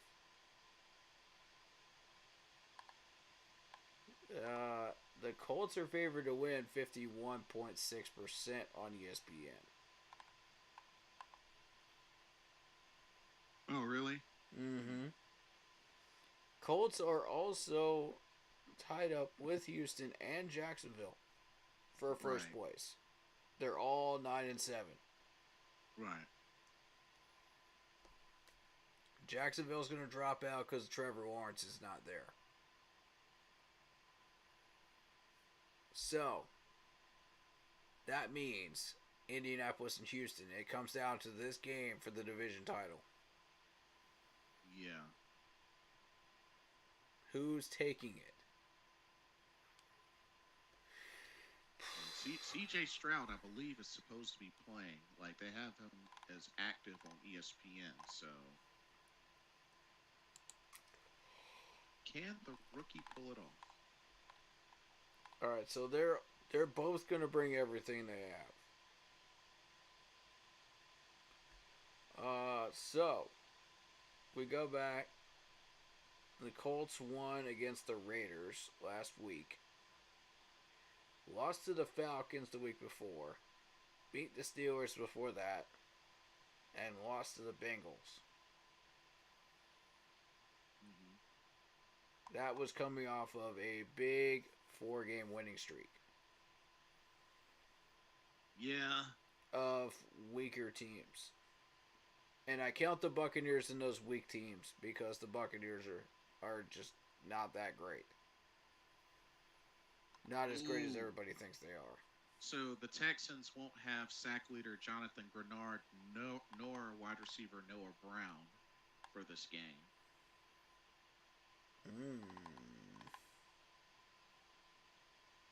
Oh, man. So when you look at Houston's last grouping here, they lost to the Jags. They beat the Broncos. They lost to the Jets. Oof, that's a bad look. Yeah, they've been off and on, off and on, off and on. Yeah. Beat the Titans like they're supposed to. Lost to the Browns, playoff team. Beat the Titans again. I mean, this is not a good look for them in the last 4 games. Not a good look. I got it. But yet the Colts have kind of been off and on since the Titans game. So. But with the Colts, you've got. I mean, they did get on a 4-game win streak. And you do have a win over the Steelers, who are a playoff contender. Yeah, and they got a win over the Bucks, which they're still fighting for a spot. Honestly, bro, this game could go either way. I gotta go with the Colts. I'm going with the Colts. You know what? I'll take a gamble. I'll go Texans. All right. Okay. Everybody in chat, y'all can vote too if you wish. Yeah. So far, Damien has Ravens and Texans. Gotcha. So those We are the fully two encourage it. Saturday. Those are the two Saturday games. Sunday games. Well, we might as well get it over with. Buccaneers at Panthers. Buccaneers. Yeah. Come on. I'm gonna say 21-7. I'll give us a touchdown, but that's about it. Yeah, I'll say 28-10. Touchdown and field goal. Yeah. I say we get lucky with one touchdown, but that's about it. Same. Yeah. And you know what's sad? That could end up being the same scenario as last year that the Bucks win the division after beating us. Yep. But last year they had Tom Brady. Yeah. And here's the thing, that Tom Brady led Buccaneers team was only averaging about 20 points a game. Yeah. And I said, we got a shot here. Not to mention we kept them out of the end zone in the first meeting. Bro, I thought with this offense that we had, with Steve Wilkes' team, there's no way that we don't pull this off. The Bucks were not getting past 20 points. All we had to do was score more than 20 and we win. Yeah. It was that simple. And for some reason we couldn't do it. And I was just like, you gotta be kidding me. Yeah. I was so mad, dude. That game made me so mad. Damien says, Bucks, come on, Panthers, keep that number one pick alive. Bro, we've already secured it. We've already secured it, bro. We've already secured it. Yeah. We know we're going to have the worst record. That's already been secured. Yeah. Oh, yeah. We're just locking it in at this point. Even if we win, Damien, we still have the worst record. Oh, yeah. We're just locking it in. Dropping the nail in the coffin. Of a horrendous season. Eagles, Giants. Eagles. Yeah, because even with people substituted, I'm still going Eagles. Yeah, because they still got a ton of weaponry in their secondary. Well, don't forget the Eagles are still playing for the division. They haven't locked the division yet. That's true. They're going to bring everything they've got. Yeah. But yes, I agree. Eagles. Yep. Okay. Browns and Bengals. Browns have locked up a spot. Bengals are out. Yeah. This is true. Although Bengals are out even at a record of 8-8. Yeah. They're a strong 8-8. Yeah. Just like the Broncos.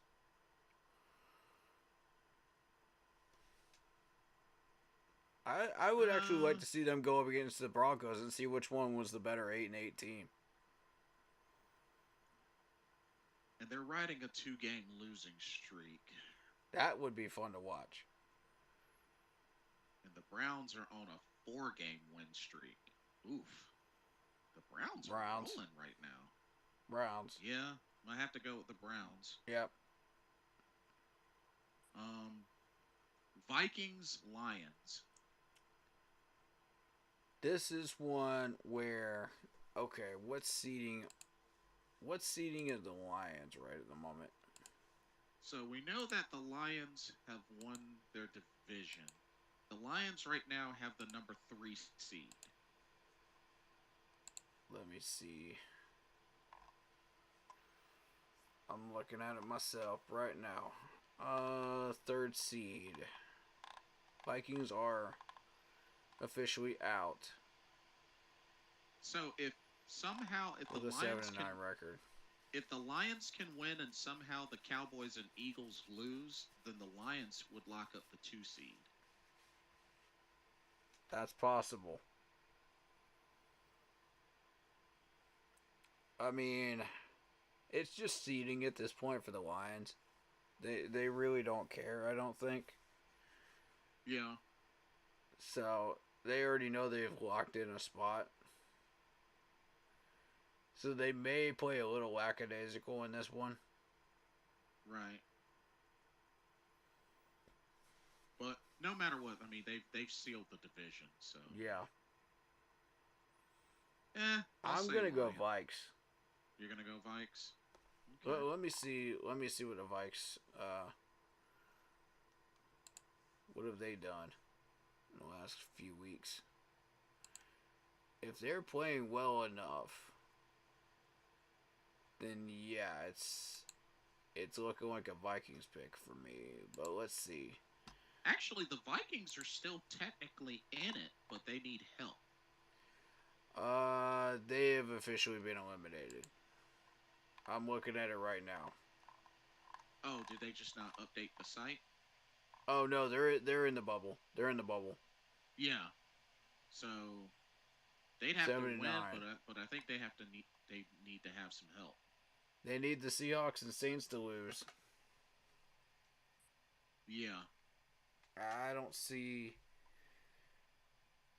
I don't see the Saints losing. They get a soft schedule. Even if the Seahawks, Vikings, on the other hand, even if the Vikings win, I don't see them making it nah, it's not gonna be enough. in. Right.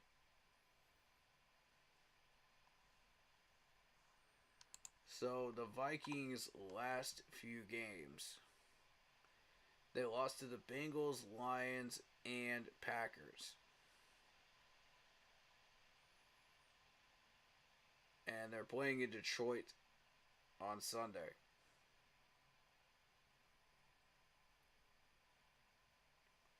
Could this be the game that they get their revenge on Detroit? Could be. Could be. Because Detroit's going to slack off a little bit? And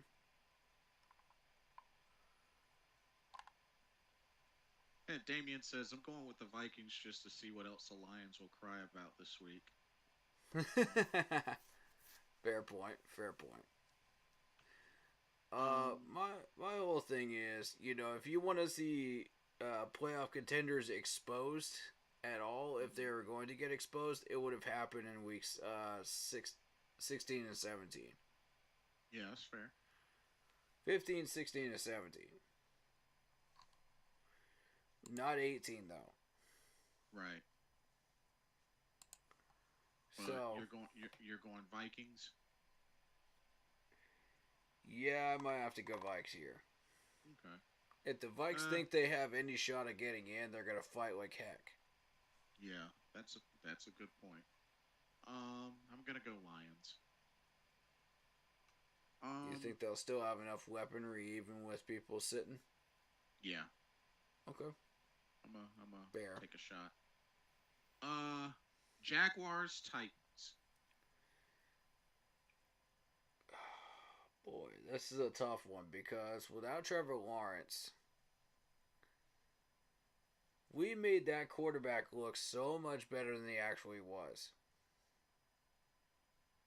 Oh, CJ Berthard. Oh yeah, we made him look better than he actually was. This dude's a journeyman. Let's make no mistake about it. When you go look at his numbers from last week, this is. Well, Trevor was back at practice, so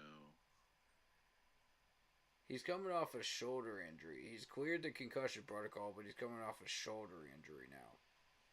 yeah, So he was a limited participant. I Be want kinda to. Okay. CJ Berthard, if you look at CJ's numbers, 17 for 24, 178 yards. That's it. Right, That's all this dude did. right. Etienne did all the work. 16 carries, 102 yards, and 2 touchdowns. And Evan Ingram did too. 6 catches, 60 yards. Which doesn't surprise me. Put the ball in the hands of your playmakers and let them do work. Mm-hmm. Alright, so here's my thing. If Trevor plays, I'm picking Jacksonville because you need a team that looks and smells and tastes like a playoff team right now. If you're Jacksonville, you want to be exactly that. You want to send a Right. strong message that we are not out of this yet. You know, That's fair. Yeah. by beating the Titans and beating them soundly. Make them remember who you are if you're Jacksonville. If So, you're if CJ ends up playing, CJ's a journeyman. So in that case, this game would be a lot tighter. You would see the ball being put again into Travis Etienne and Evan Ingram's hands a lot. right. We pretty much shut the door on Travis Etienne on draw plays. Like this dude was not running up the middle at all, which I was impressed with. I said, okay, our D line is shutting that, closing up those gaps. I'm impressed. I thought Travis Etienne would run circles around this D line. I was wrong. So, even I'm wrong every once in a while, guys. I'm not infallible. I just want y'all to know that I'm not infallible. So, but I know Travis Etienne, he's not going to stop there. And our defense treated him like a power runner. But that's not all Travis Etienne is. He's a receptionist man. He's a yak man. He's a screen man. He's a multi-tool. And we didn't prepare for him properly. And the results spoke for themselves. When you let that man out, he is going to run you into the dirt. And that's exactly what he did. I warned y'all. Defense, I warned y'all. And you didn't listen. Now you paid the price for it. That's your own fault. Moving on, though. This game could come down to Derrick Henry versus Travis Etienne and Ingram. So what's the verdict that you have? Well, if those two replicate the numbers that they did against us, the Titans' defense is in for a long day. I'm gonna say Jaguars. Yeah, I got Jags. Okay. Cool deal. Yeah. This one should be an easy one. I believe this will be an easy one. Maybe. Jets at Patriots.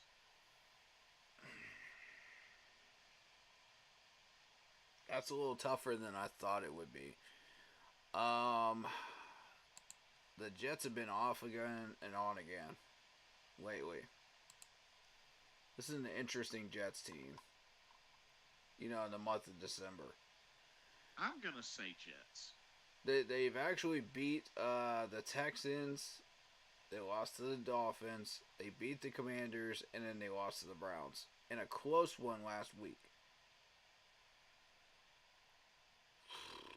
Yeah, I'm gonna say Jets. Damien Jets. says a tie. Damien says a tie.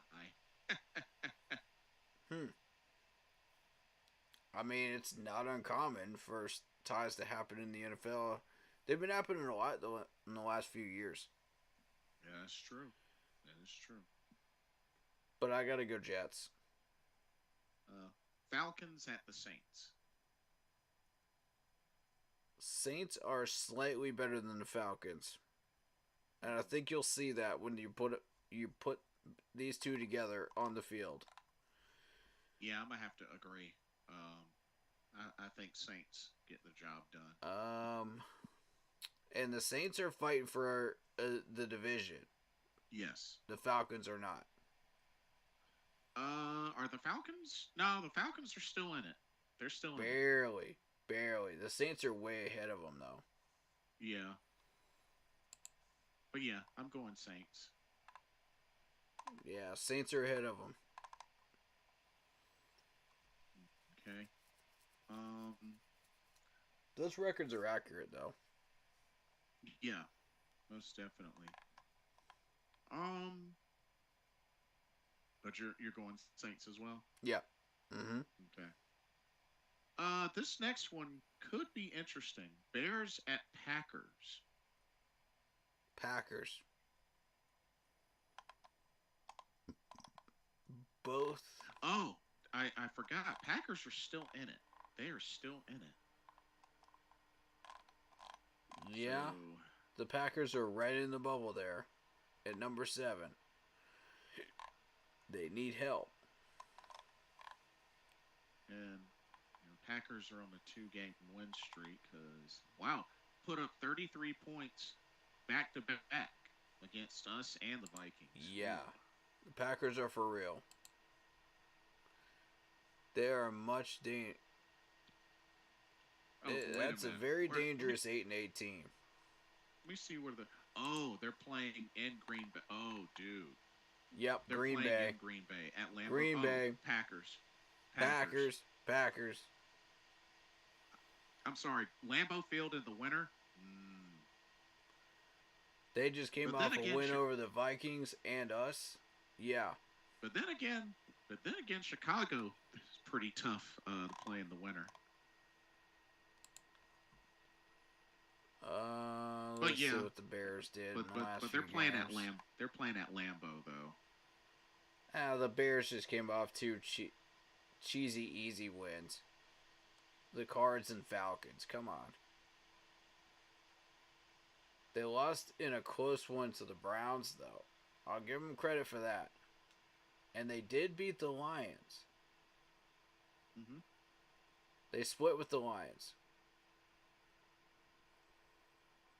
The second time around, they actually knocked them down a peg, 28-13. Although this is their first time playing the Packers since week 1, so yeah, that was a pretty close game in week 1. But that loss to the Packers started a 4-game slide yeah. that they did not recover from. And they lost to the Broncos team that Russell Wilson was still not waking up yet, as they say. So, I guess we'll not see. a good look. We'll see how close it'll be, but I'm still gonna go Packers. I'm going Packers as well. This is Green Bay. You know what the weather's like up there. It's a mess in December and January. Yeah, and just Lambeau Field, tough place to play. Oh yeah. Jeffrey, welcome to the stream. What's up, guys? What's up, Jeffrey? Bro? Broncos at Raiders.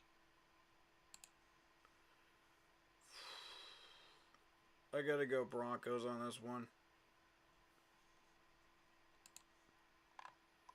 I mean, both teams are eliminated, so yeah. I mean, the Broncos are a very, very dangerous 8-8 team, though. Yeah. That's probably the most dangerous 8-8 team that you see in the AFC right now.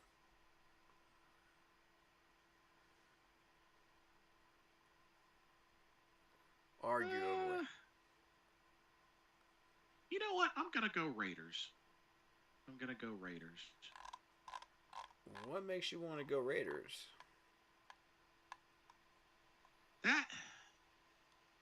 That win over the Chiefs.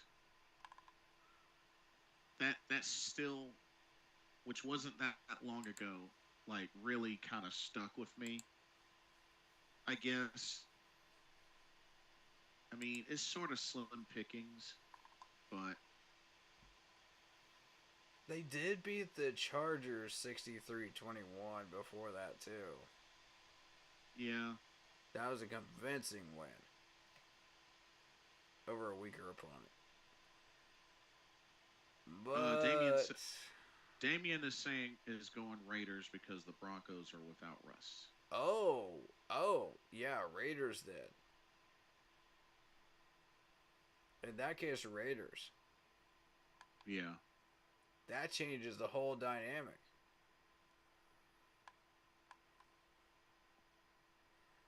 So, Yeah, yeah. this Raiders team actually played a tough game against the Dolphins and lost. Hmm. Um, they knocked down the Vikings game to 3-0. Took the loss, but it was a 3-0. That was a really weird game. You remember seeing the highlights on that? That was weird. No, I don't. I remember seeing that. I was just like, what in the heck? This is a 3-0 game? There's no bad weather. It was just a 3-0 game. It's just the offenses both just sucked. Jeffrey says, my friend asked why everybody mad at Tepper. He had the best throw of the game. That's not funny. What the heck? Tell your friend that's not funny. Oh What the God. heck? Best throw of the game? Come on now. I guess I think he said his friend is an Eagles fan. Oh, oh, Oh. mm, Mm, reminds mm. me of my brother, but it's all cool. Yeah. um, Seahawks at Cardinals. Seahawks. Seahawks.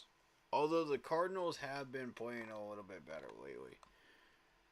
Um, I'm not ready to 100% commit yet.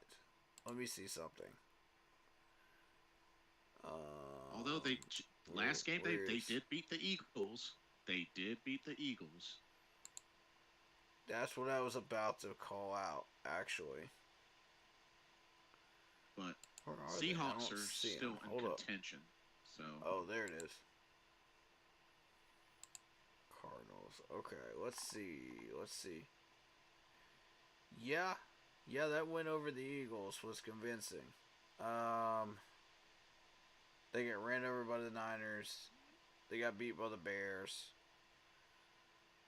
Um, hmm. They did beat the Steelers.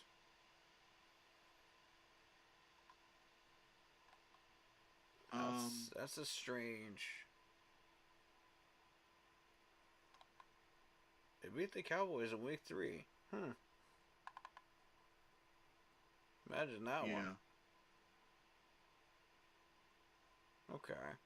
I'm gonna go Seahawks because they're still playing for a playoff spot and just yeah, I'm going Seahawks.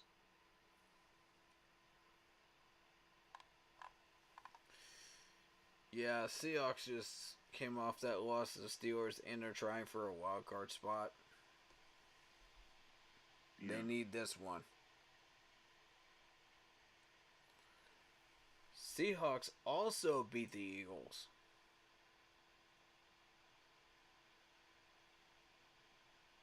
Right. Right. So this is a really interesting scenario here. Both teams have beaten the Eagles.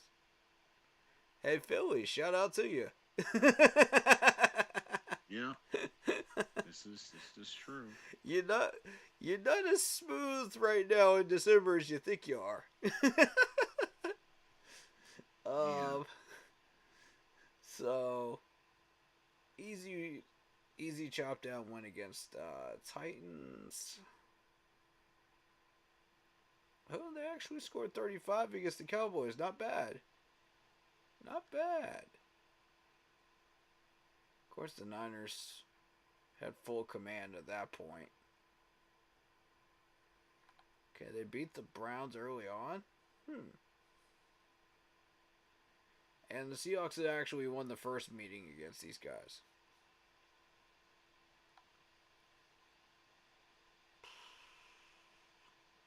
And a win over the Lions, too.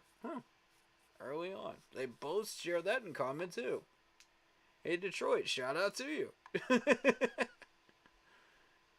This is interesting. It's very interesting.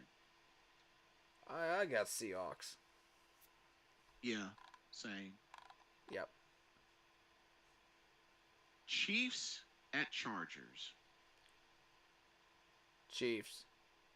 Yeah, I agree. Chiefs. They have too many weapons, dude. Way too many weapons. Yeah, and Chargers with no Justin Herbert. That's really gonna Yeah, hurt that's their not going to end chances. well for them. Um. Ooh. Now this is a big one. Rams at Niners. The Rams sitting N- at. Now the Niners have secured the number one seed. The thing is, the Rams have an opportunity to probably maybe move up because Rams currently they, sitting at number 6 in the wild card. yeah. They need this win to ensure that they punch their ticket.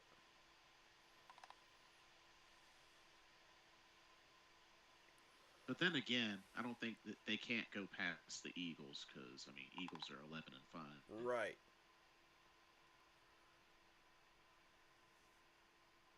Yeah, they're probably going to be sitting at the number 6 seed.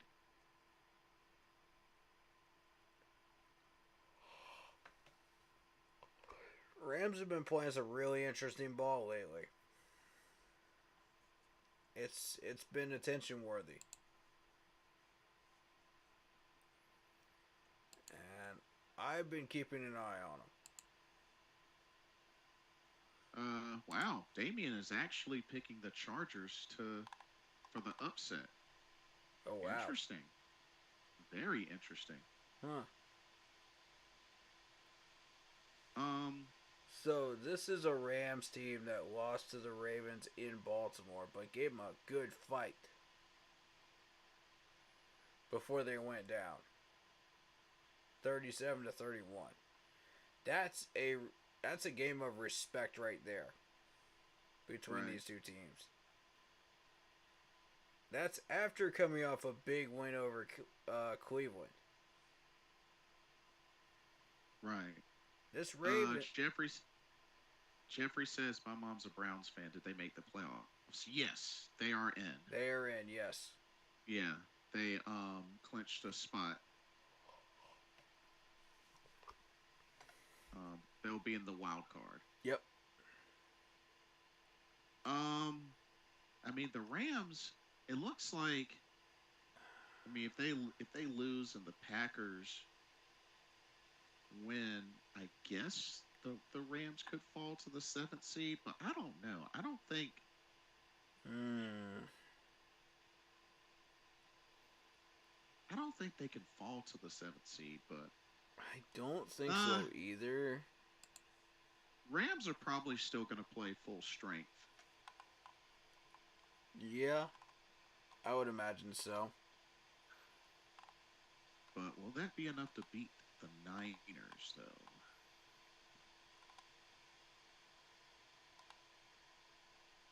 Which I assume the Niners are going to rest folks. Now that I think about it.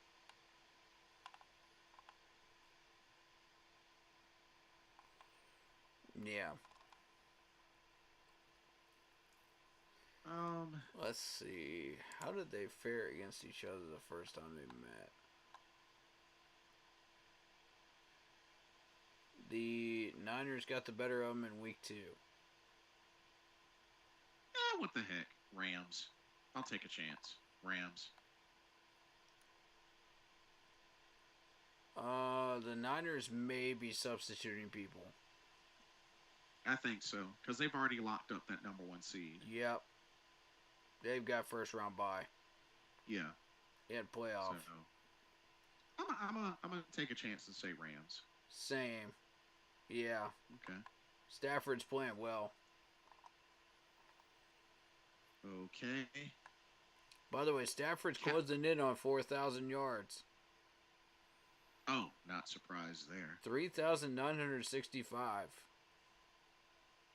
Oh, he'll definitely get the. He'll get it in this last game. Yep. Cowboys at Commanders. Cowboys. So Washington. this is just hasn't So been competitive. so this is the toughie. So Cowboys and Eagles are at, whoever wins gets the division. So if they both win their games, then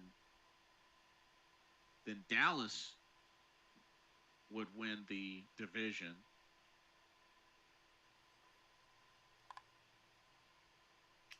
Yeah. 84.6% chance of the Cowboys winning, according to ESPN. So I think as long as the Cowboys win, they win their division. Yep, they're going to be bringing it.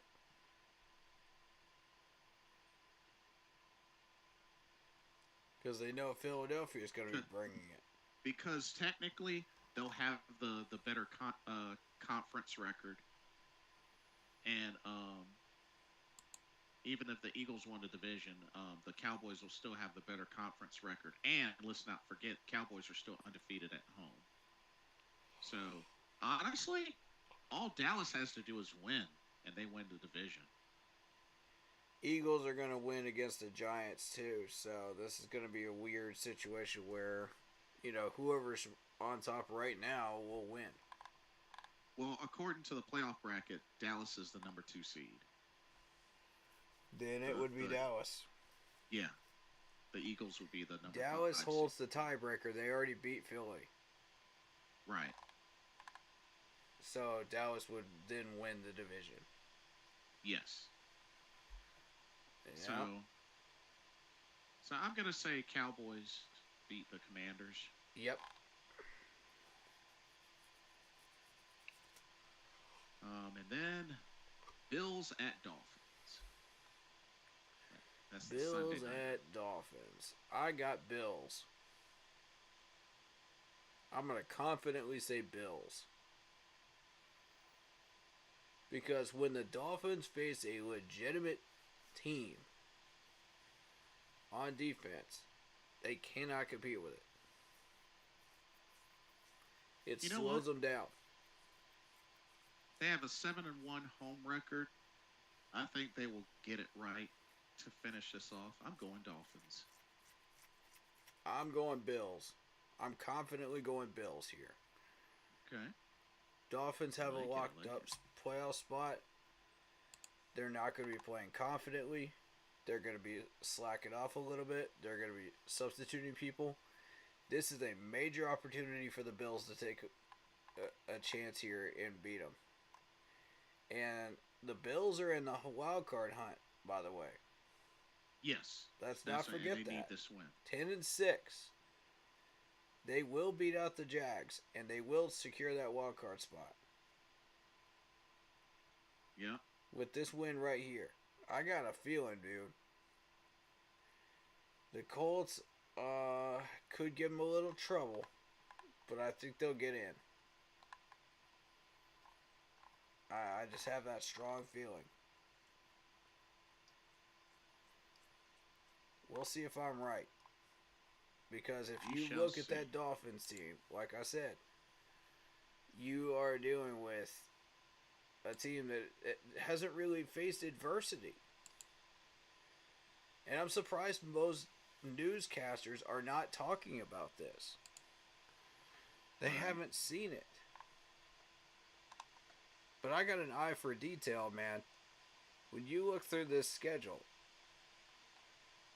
when the Dolphins faced the Bills the first time, they got blown out, 48-20. When they faced the Eagles, they got blown out, 31-17. When they faced the Chiefs, they lost 21-14. And then when they faced the Ravens last week, 56-19, blown out again. These are legitimate playoff contenders. If you want to be taken seriously, you got to beat these guys. Yeah. I'll grant you the Cowboys win was big as a statement win, but that's all you got on your resume. And you lost to the Titans? Uh-oh. Ugh. I mean, I gotta be real with you, man. This is not gonna end the way people think it's gonna end.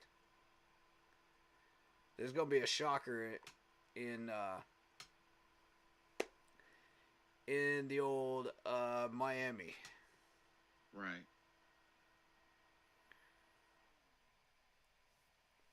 So, yeah.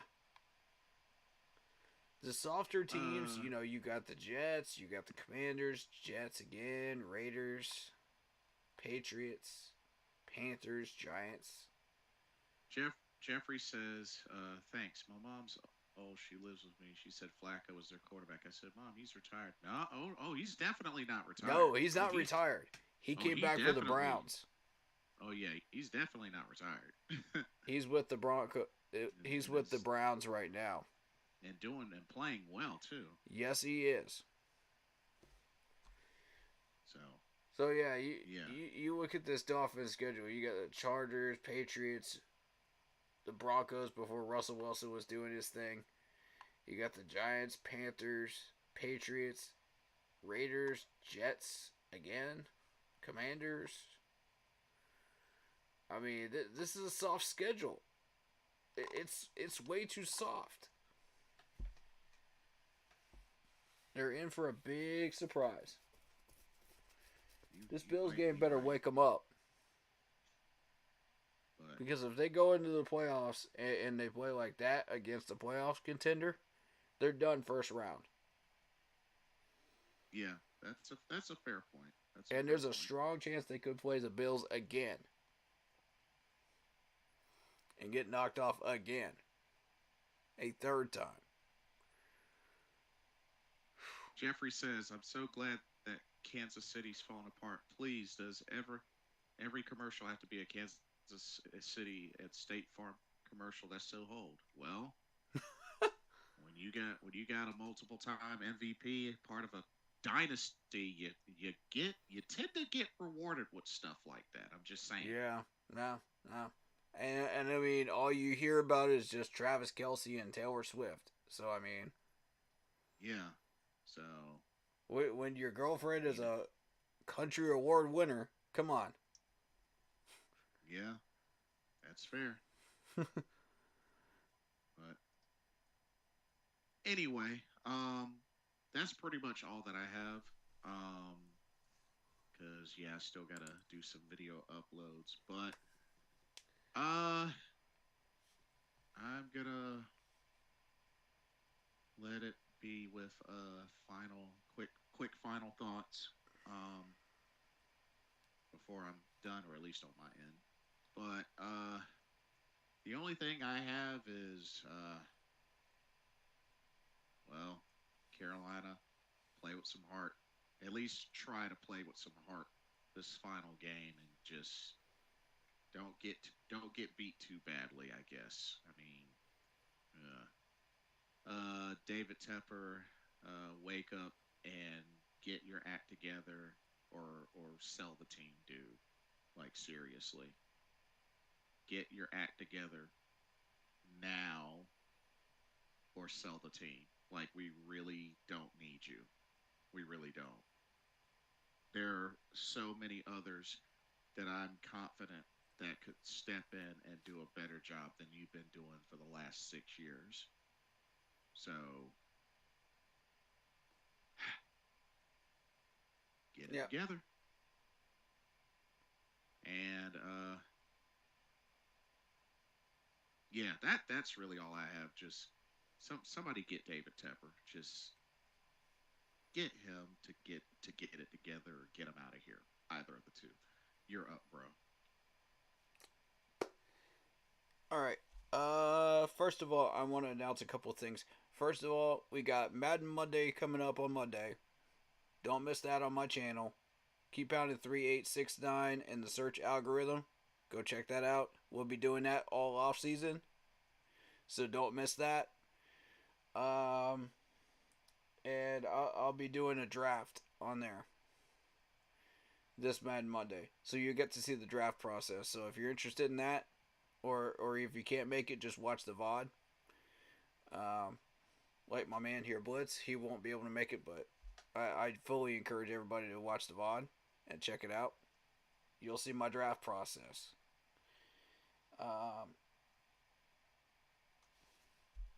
So that, you know, you make sure you get your man. You know, I know what I'm doing. I got a proven process now. So, um, the next thing I want to announce is my Shadow Warrior Gaming channel is officially up and running. Oh, snap. Yeah, it's officially up and running. I'm working on my first Let's Play now. Just got the first video uploaded last week. I've been streaming on Twitch, so check that out. Hopefully we'll be getting some stuff figured out as far as the off season, you know, so you guys get some content from all that, you know, on one of those channels. So, you know.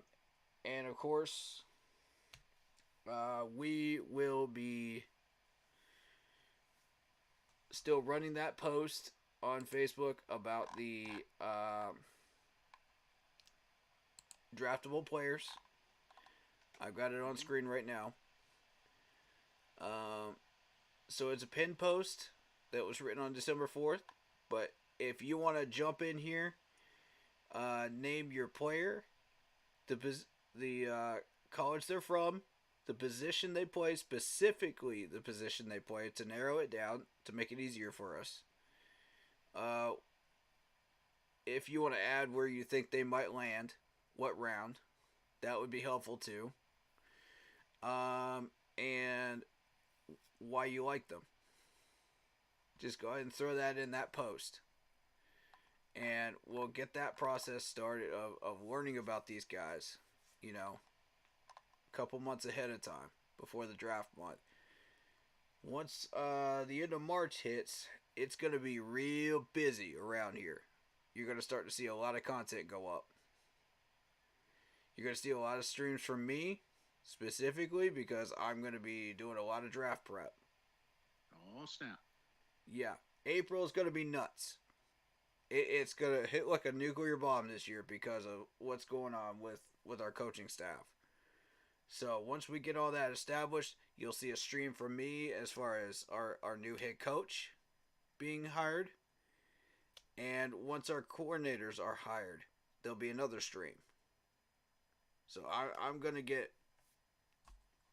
go in, ladies and gentlemen. This is going to be loud and proud. So go sub to my channel if you haven't already. Hit that notification bell so you don't miss any of this. And I'll be posting schedules and schedule releases on the Facebook page, the Facebook group page of Keep Pounding. So make sure you're on board with that. Make sure you're following that so you don't miss that.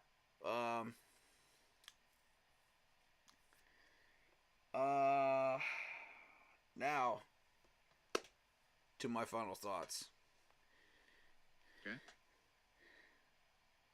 David Tepper, this march is happening because of you.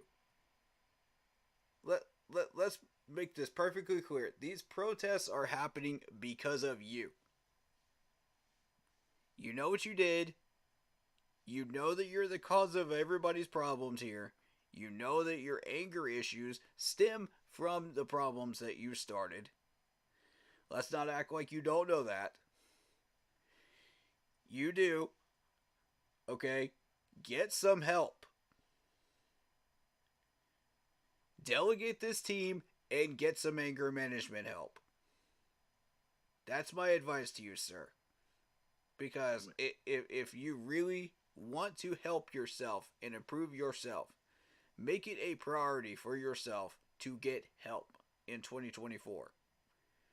Yeah.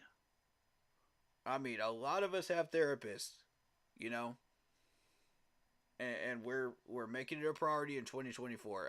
After the year that we just had in 2023, I feel like a lot of us have made that a priority in 2024, starting out the year. So I want you to be on that list, Mr. Tepper. And the first step to understanding and getting better is admitting that you have a problem, sir. You still have yet to admit that you have a problem. So until we get to the point where you admit you have a problem, we're not going to get better as a franchise. Because you're sitting at the top of this snake pit that you have created, and you have sealed and shut the coffin on this year. Yourself. You did this. Not us. Not the players. You. Own up to it. Apologize. And be a man. Be a man. Not a man-child. A man. We're sick and tired of this. Okay? We are sick and freaking tired of this. I know. If you don't know what you're doing, don't run an NFL franchise. Sell it. Or delegate it. Alright. So, that's to Mr. Tepper. To the players, you guys have played hard this year. You guys have put your heart and soul into this team and this franchise, and I appreciate it. I appreciate every one of you. And I want to say this is the last chance I'm going to get to really make an impression on these players to where they listen, if they are listening to our streams. Thank you. Thank you from the bottom of our hearts for doing what you've done. Even though we've come up short, we will find our way out of this. Eventually we will. If you are a player that is playing for your chance to stay on this team and you really want to stay here, make it known on that field on Sunday. Make your presence known. If you're a player that is playing to add to his resume to go somewhere else, pad your resume. Make it look good. Okay? Make it look good. Because these teams are going to look at even the last game of the year. And they're going to go, okay, what was your effort level like? If your effort level was anything like it was last week, these teams are going to go, nah. You know what I'm saying? Like, step your game up. Because last week was abysmal. I don't want to see that anymore. When you step out on that field, give me 100% of everything you have to give. Right. These fans deserve it. The coaches that you are playing for deserve it. And you yourselves deserve it. Show up. Alright? I love you all. And if you're staying, then welcome back to the Panthers next year. If you're not able to stay, I wish you the best, and I tip my cap to you. I will be rooting for you, of course. All former Panthers players I will be rooting for. But not when they play us. But much love to you. I hope you do well, and I hope you find the best fit for you, whether it be money or system-wise. And, you know, it's been fun having you here in a Panthers uniform. But if we have to part ways, we have to part ways. But until we see each other again.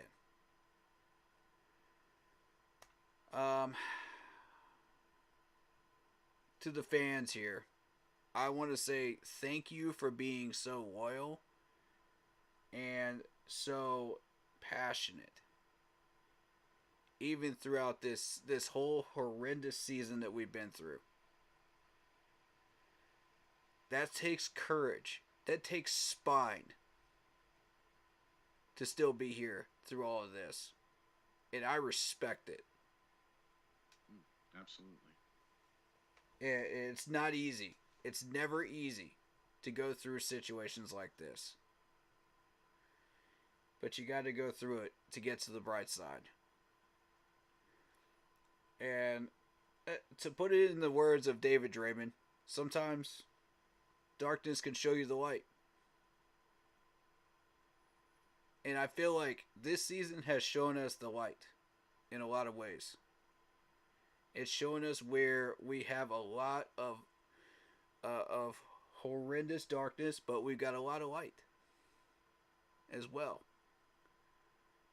And we've gotten some hope out of players like Frankie Louvu. You know, we've gotten hope out of players like Derek Brown. You know? Yeah. You know? And I hope that if this season has taught us anything, it's that we can find that light. Even in the darkest places. So I encourage you, if you have even the slightest bit of hope left, put it into these players that deserve it. Put your love towards these players that deserve it. We've shown so much hate this year and so much rage and so many things that we could get pissed off about. That's not what I'm here for anymore. I'm here to show love to the people that need it and deserve it. So if you're one of those players that is getting that love, you could be sure you've earned it.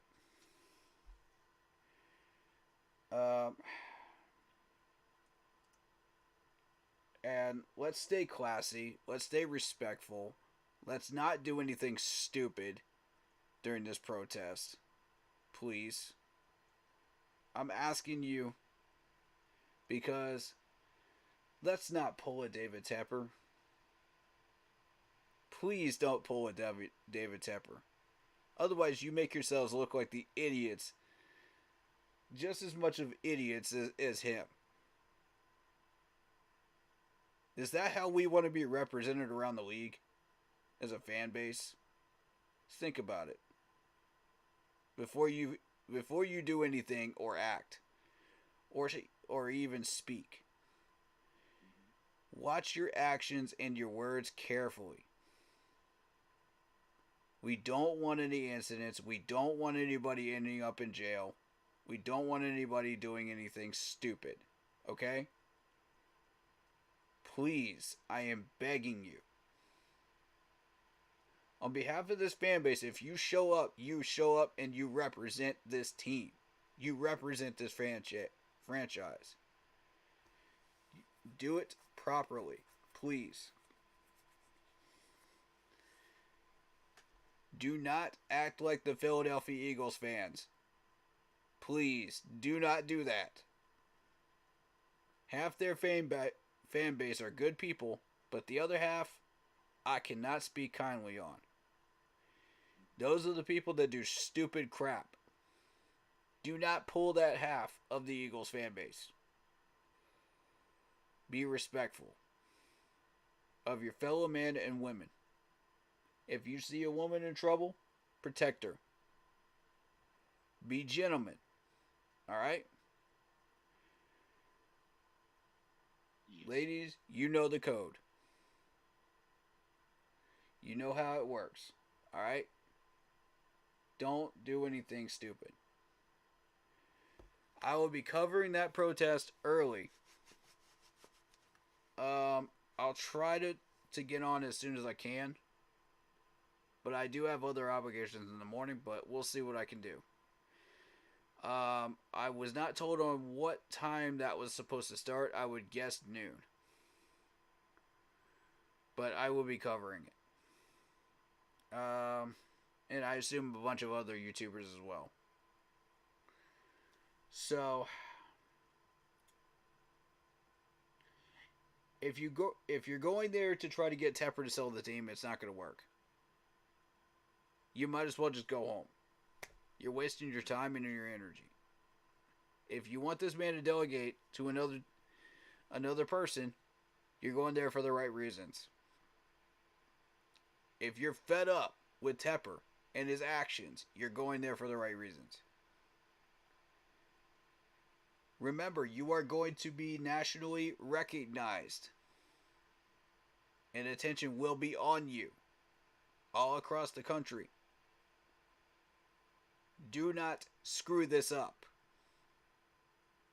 I'm counting on you guys.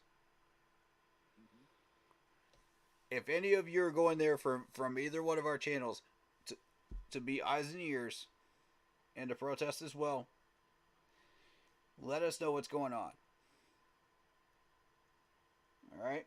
We want to be made aware. And I'll answer my phone as soon as I can.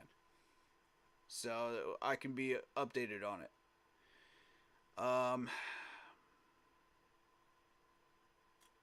But yeah. It's been a long, long road and a tough journey. But we made it. This is the last game of the season. Yep. You made it. This is your last chance against a live opponent to get your name out there. If you haven't gotten your name out there already. Show up. Make an impression.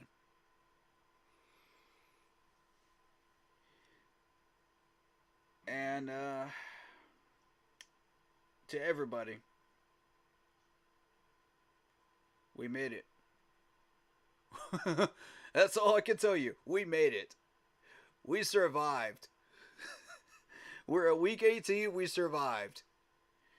We kept pounding through this whole season. We made it. I say it's time to celebrate after this game is over.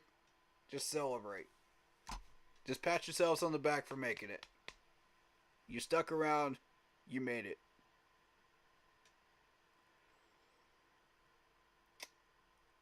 Welcome to 2024, ladies and gentlemen. The new journey begins. Now the real work starts. Are you in? So it's a lot of work to be done. Are you ready? To begin. Keep pounding. Keep pounding. Let's get it done. And once again, I want to thank everybody for coming out. It's good hearing from everybody, and we definitely went in on these topics tonight. Great way to enter into the weekend. Shout out to Mr. Carolina. Hope he's doing well. He's our other partner. Be sure to check him out at the Bleeding Carolina Blue podcast on YouTube as well.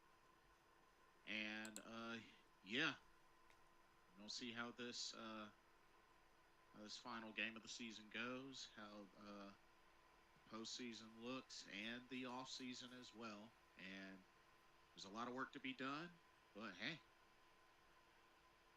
it needs to be done. Hit that bell. That way you know when we go live. Okay? There's going to be a lot of content coming out soon. Yeah, be sure you hit the notification bells. Yeah, we're not done yet.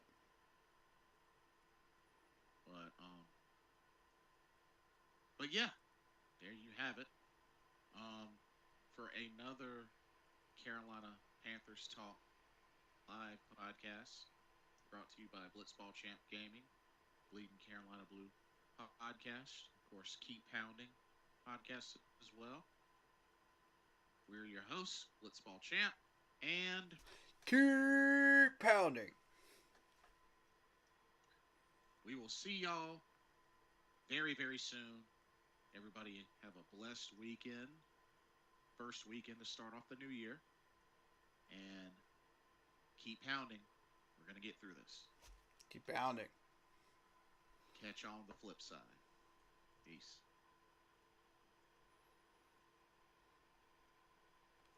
And we're clear. All right, so everybody that's still on my end of the stream right now, thank you guys for watching. Shout out to Lock Poppy, Broski Bear, even though he broke the rules, Broski Bear, Sea Dog. Best of luck with your own channel, by the way. I still got respect for you. Best of luck. And Marcos Cash. Even though y'all were a little rough tonight, I'm still gonna be chill here, man. You know, I'm very forgiving right now. So, you know, just don't come in with that nonsense anymore, man. Please. We're trying to get to the content. Y'all just wasted an hour and a half with this nonsense, man. And we do this every stream. I love y'all, but y'all waste an hour of my stream time. And it's not cool. So, respect the rules. You know better. Alright, guys? You know better. Been warning you. That's all I can tell you. But yeah, I'm here with my dude, Blitzball Champ. Check him out at Blitzball Champ Gaming. He and I are in talks of what we're going to do during the off season, you know, as far as the gaming channels are concerned. We'll see what works out, what doesn't. You know, we'll figure something out in the next few weeks here, and we'll announce something. But I want to thank all of you for supporting the channel. Much love, and stay happy, healthy, and well. You know how this channel rolls. So, I encourage you. Be kind to one another. Be kind to yourselves. Look out for your mental health. And we'll see you guys on Sunday. Peace out, folks. When my son... Keep pounding.